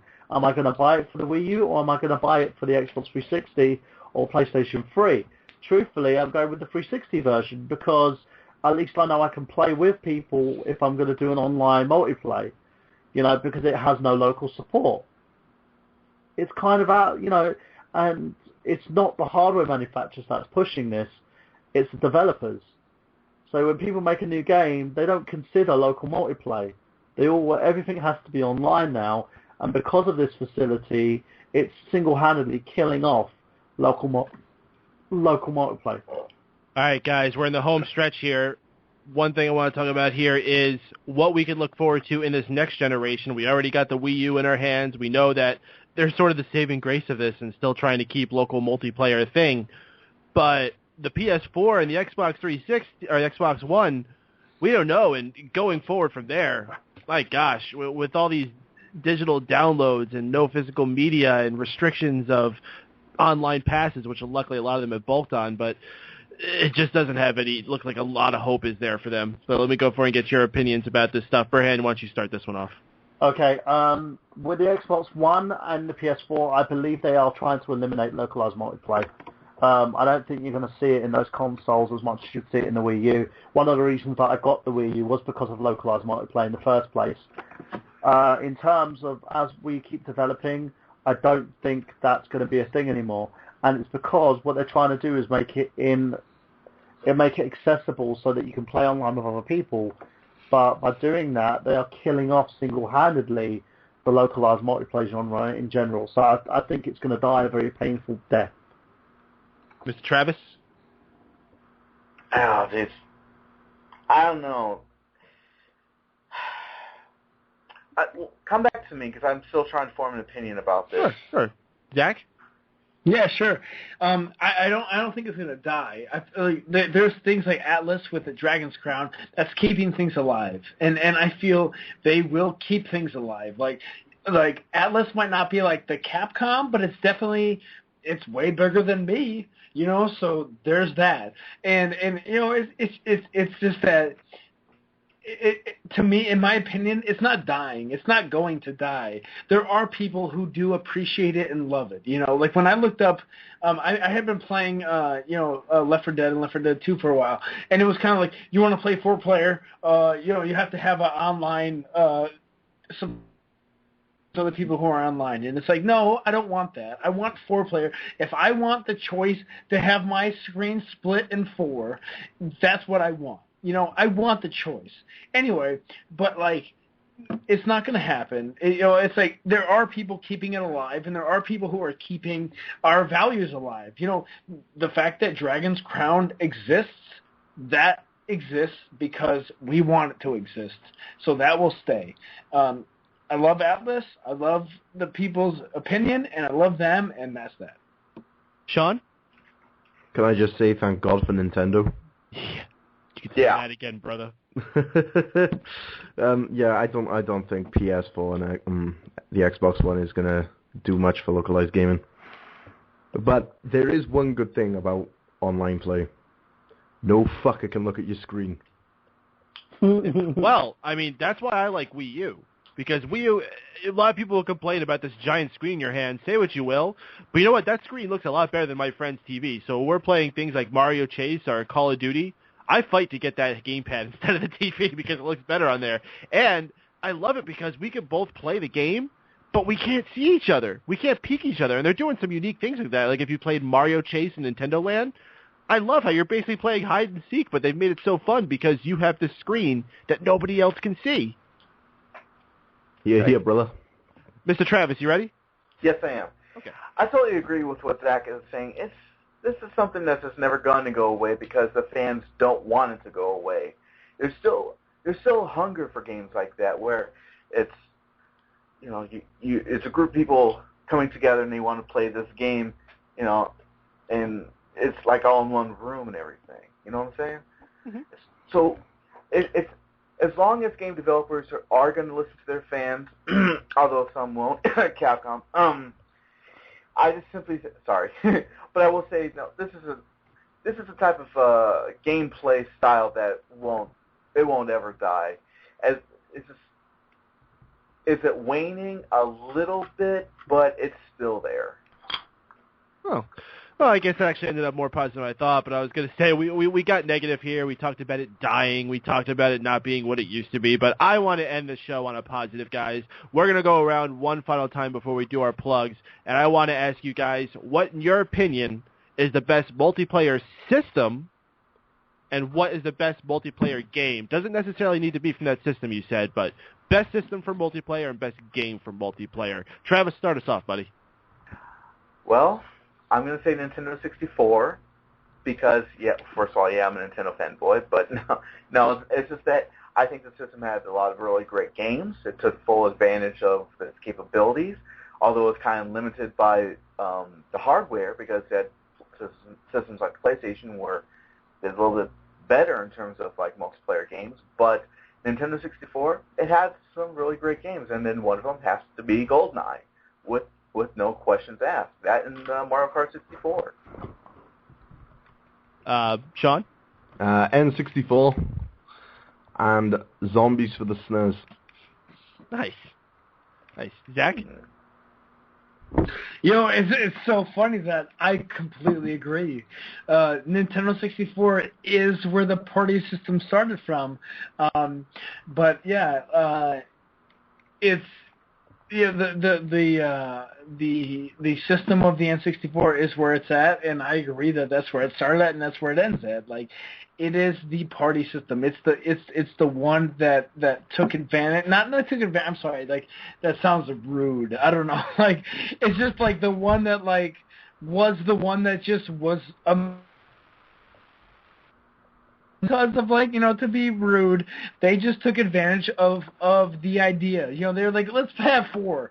Why not? And that's them. And yes, Nintendo 64 with the 4-player, and they sucked me and they sucked all my buddies in. Why not? That's them. Yes. And Mr. Burhan. N64 for sure. Yeah. It was the one console that sort of got us into that whole party mood. I had a huge load of fun. It was designed specifically for 4 players. I had a ton of fun with it.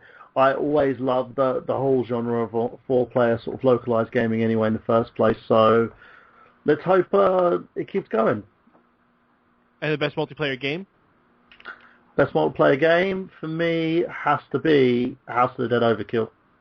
I just love it. The game for me is so fun that it's good.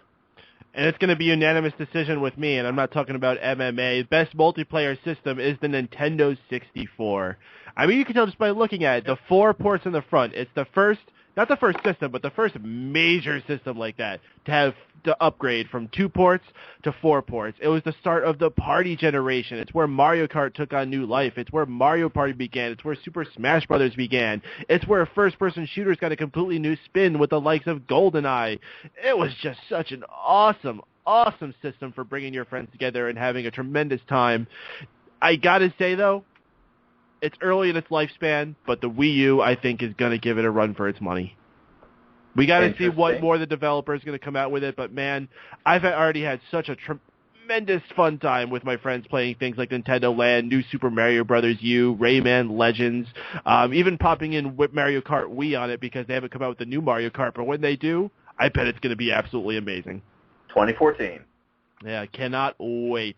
All right, guys, I think that's going to wrap us up unless anyone has anything else they want to say about local multiplayer.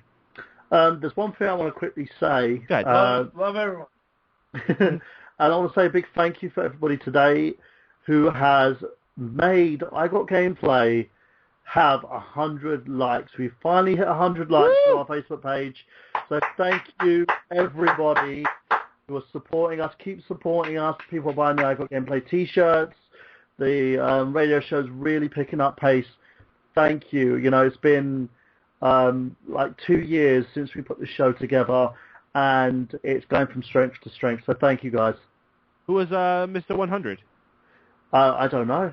Actually, let me have a look. Let me have a look at the top notifications. Kenneth Passmore. Friends with Rob Man. Kenneth, thank you, and Rob Man, thank you. Looks like the Rob Man rub is already going off. Yeah, he's doing a hell of a lot. He's going to be taking some photos of himself wearing the IGG T-shirt as well. So I saw the photos of the Dace Man rocking it. Not bad stuff. Not bad stuff. Anyone else have anything else they want to throw out there before we wrap this up? Nope. Let's get plugged. Yep, let's do plugs then. All right. Mr. Travis, why don't you start us off, dude? All right. Here we go. Today, October 19th, I launched my Let's Play channel on YouTube called Rose Colored Let's Play, which is the sister channel to Rose Colored Reviews. And my Let's Play channel is where I play classic video games, and I commentate on them and see if they are still worth playing today. And I just the first episode dropped with part 1 of my Sewer Shark gameplay, and you can find this at www.youtube.com/rosecoloredletsplay. And always go to www.youtube.com/rosecoloredreviews.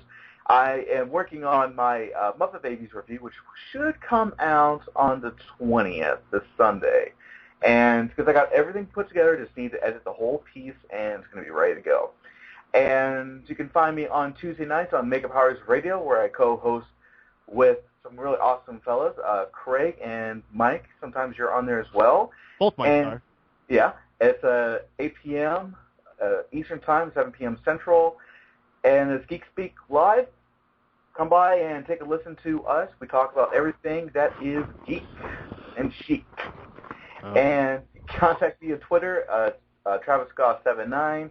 You can email me at travis.goth@megapowersradio.com. Oh, and let me, I almost forgot. If you want to email us at Geek Speak Live, give us send us all of your emails to geeksack@megapowersradio.com. Sean? Hello. Sorry, but I was half asleep. Check out my stuff on Fanboys.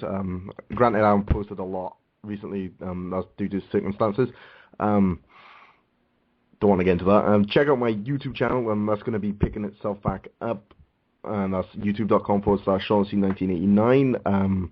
Me and Mr. Burhan are going to, we're in talks about doing a crossover Let's Play of Grand Theft Auto. And, Awesome. Check that out. By the end of the week, I should have uploaded my Let's Play of Tony Hawk Underground 3 HD. Badass, man. We'll be looking forward to it. Mr. Zach, what do you got to plug there, dude? Yo, hey guys, it's me and Kyla. Unfortunately, it is her birthday, so she's kind of, hanging out elsewhere. As she should be. We appreciate her time, even though. But yeah. Well, one sec. We got to do this for her birthday. We don't have time, unfortunately. We got to. Oh, okay. Happy birthday to you. Right, Happy birthday to you. Happy birthday, dear Kayla. Happy birthday to you. So anyway, we're like 99. We're at 99 subscribers. We're looking for 100. We're gonna keep rolling as we go. So 99, and let's keep rolling. And we love everybody. Thank you everyone for looking at us and having anything to do with us. And thank you. We love you all. And thank you. Thank you, Mr. Burhan. For those of you who know me, I currently run a production company called Enigma Entertainment Ltd. We are doing productions for film, television, commercial productions, you name it. We've got it. You can take a look at our Facebook page, facebook.com/Enigma, ENIGMAR Entertainment. Also, I am from Nerd Genius and fanboysnonsense.com. I'm going to be uploading some videos of me covering the IP Expo. I'm going to be doing some more Expo coverage as well over the next few months, and loads of new vlogs and stuff with my new camera. I'm going to be covering loads of stuff that's coming up. So make sure you keep supporting I Got Gameplay, of course, every Saturday at 8 p.m. And keep supporting everybody at Fanboys and Mega Powers Radio, because without you guys, there's no us. And Zach, I need to give you one big thank you as well. I'm doing a pickup video now because you guys did that whole little pickup on your Nintendo lot. I went and got myself a Nintendo Entertainment System, and I'm going to do a pickup video and loads of my little goodies that I picked up. So you inspired me there, man. Subscribe to his channel.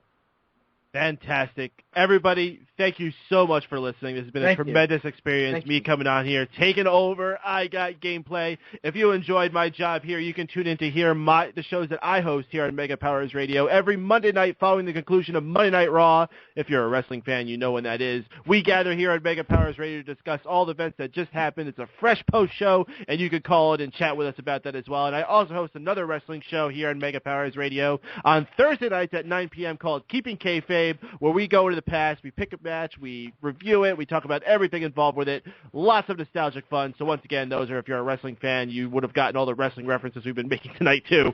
And if not, then you're going to be totally lost and you're not going to want to listen to my dumb shows. But we got lots of other cool things here on Mega Powers Radio, as you heard. Geek Speak on Tuesday nights. We got the Daceman Show on Wednesday nights. We got I Got Gameplay here every Saturday night at 8 p.m. And, of course, I can't believe Burhan forgot to mention it, Otaku Nation, which has Episode 3, air tomorrow night here on Mega Powers Radio. It's our monthly series about anime and manga, and you can tune in for that. So I think that's all we got here. So thank you, everybody, for listening. Thank you, all the hosts who joined me this evening. It's been a great, great fun time. I'm Mike Payton, for Michael Burhan, for Travis Goss, for Sean Walker, for Zach Latour. Does Kyle have the same last name? Zach? Zach's gone. For Kyla, let's for Chris Lokes, for Nikki Mills, and for Stephen Wago, who was chatting in the box earlier. Oh. No. Well, Kyla's last name's is DiPietro, is it? I think DiPietro. It's all right. DiPietro. There you go. Oh, Kyla DiPietro. Kyla DiPietro, thank you so much for joining us. She's not here, but maybe if she's listening or if the message we sent to her, we really appreciate her time, especially on her birthday. It's been a total fun time. Everybody, thank you for listening. And remember... Hey, then. Yes? There you go. Go on. Remember, I'm Mike Payton, and I've taken over.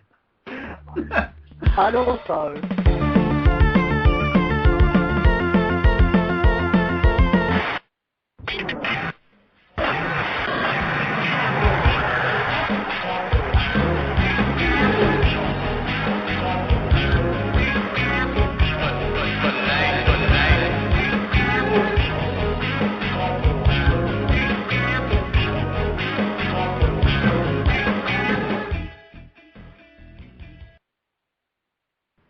I don't want to step on Brian's toes. I know, I'll say it. We got gameplay.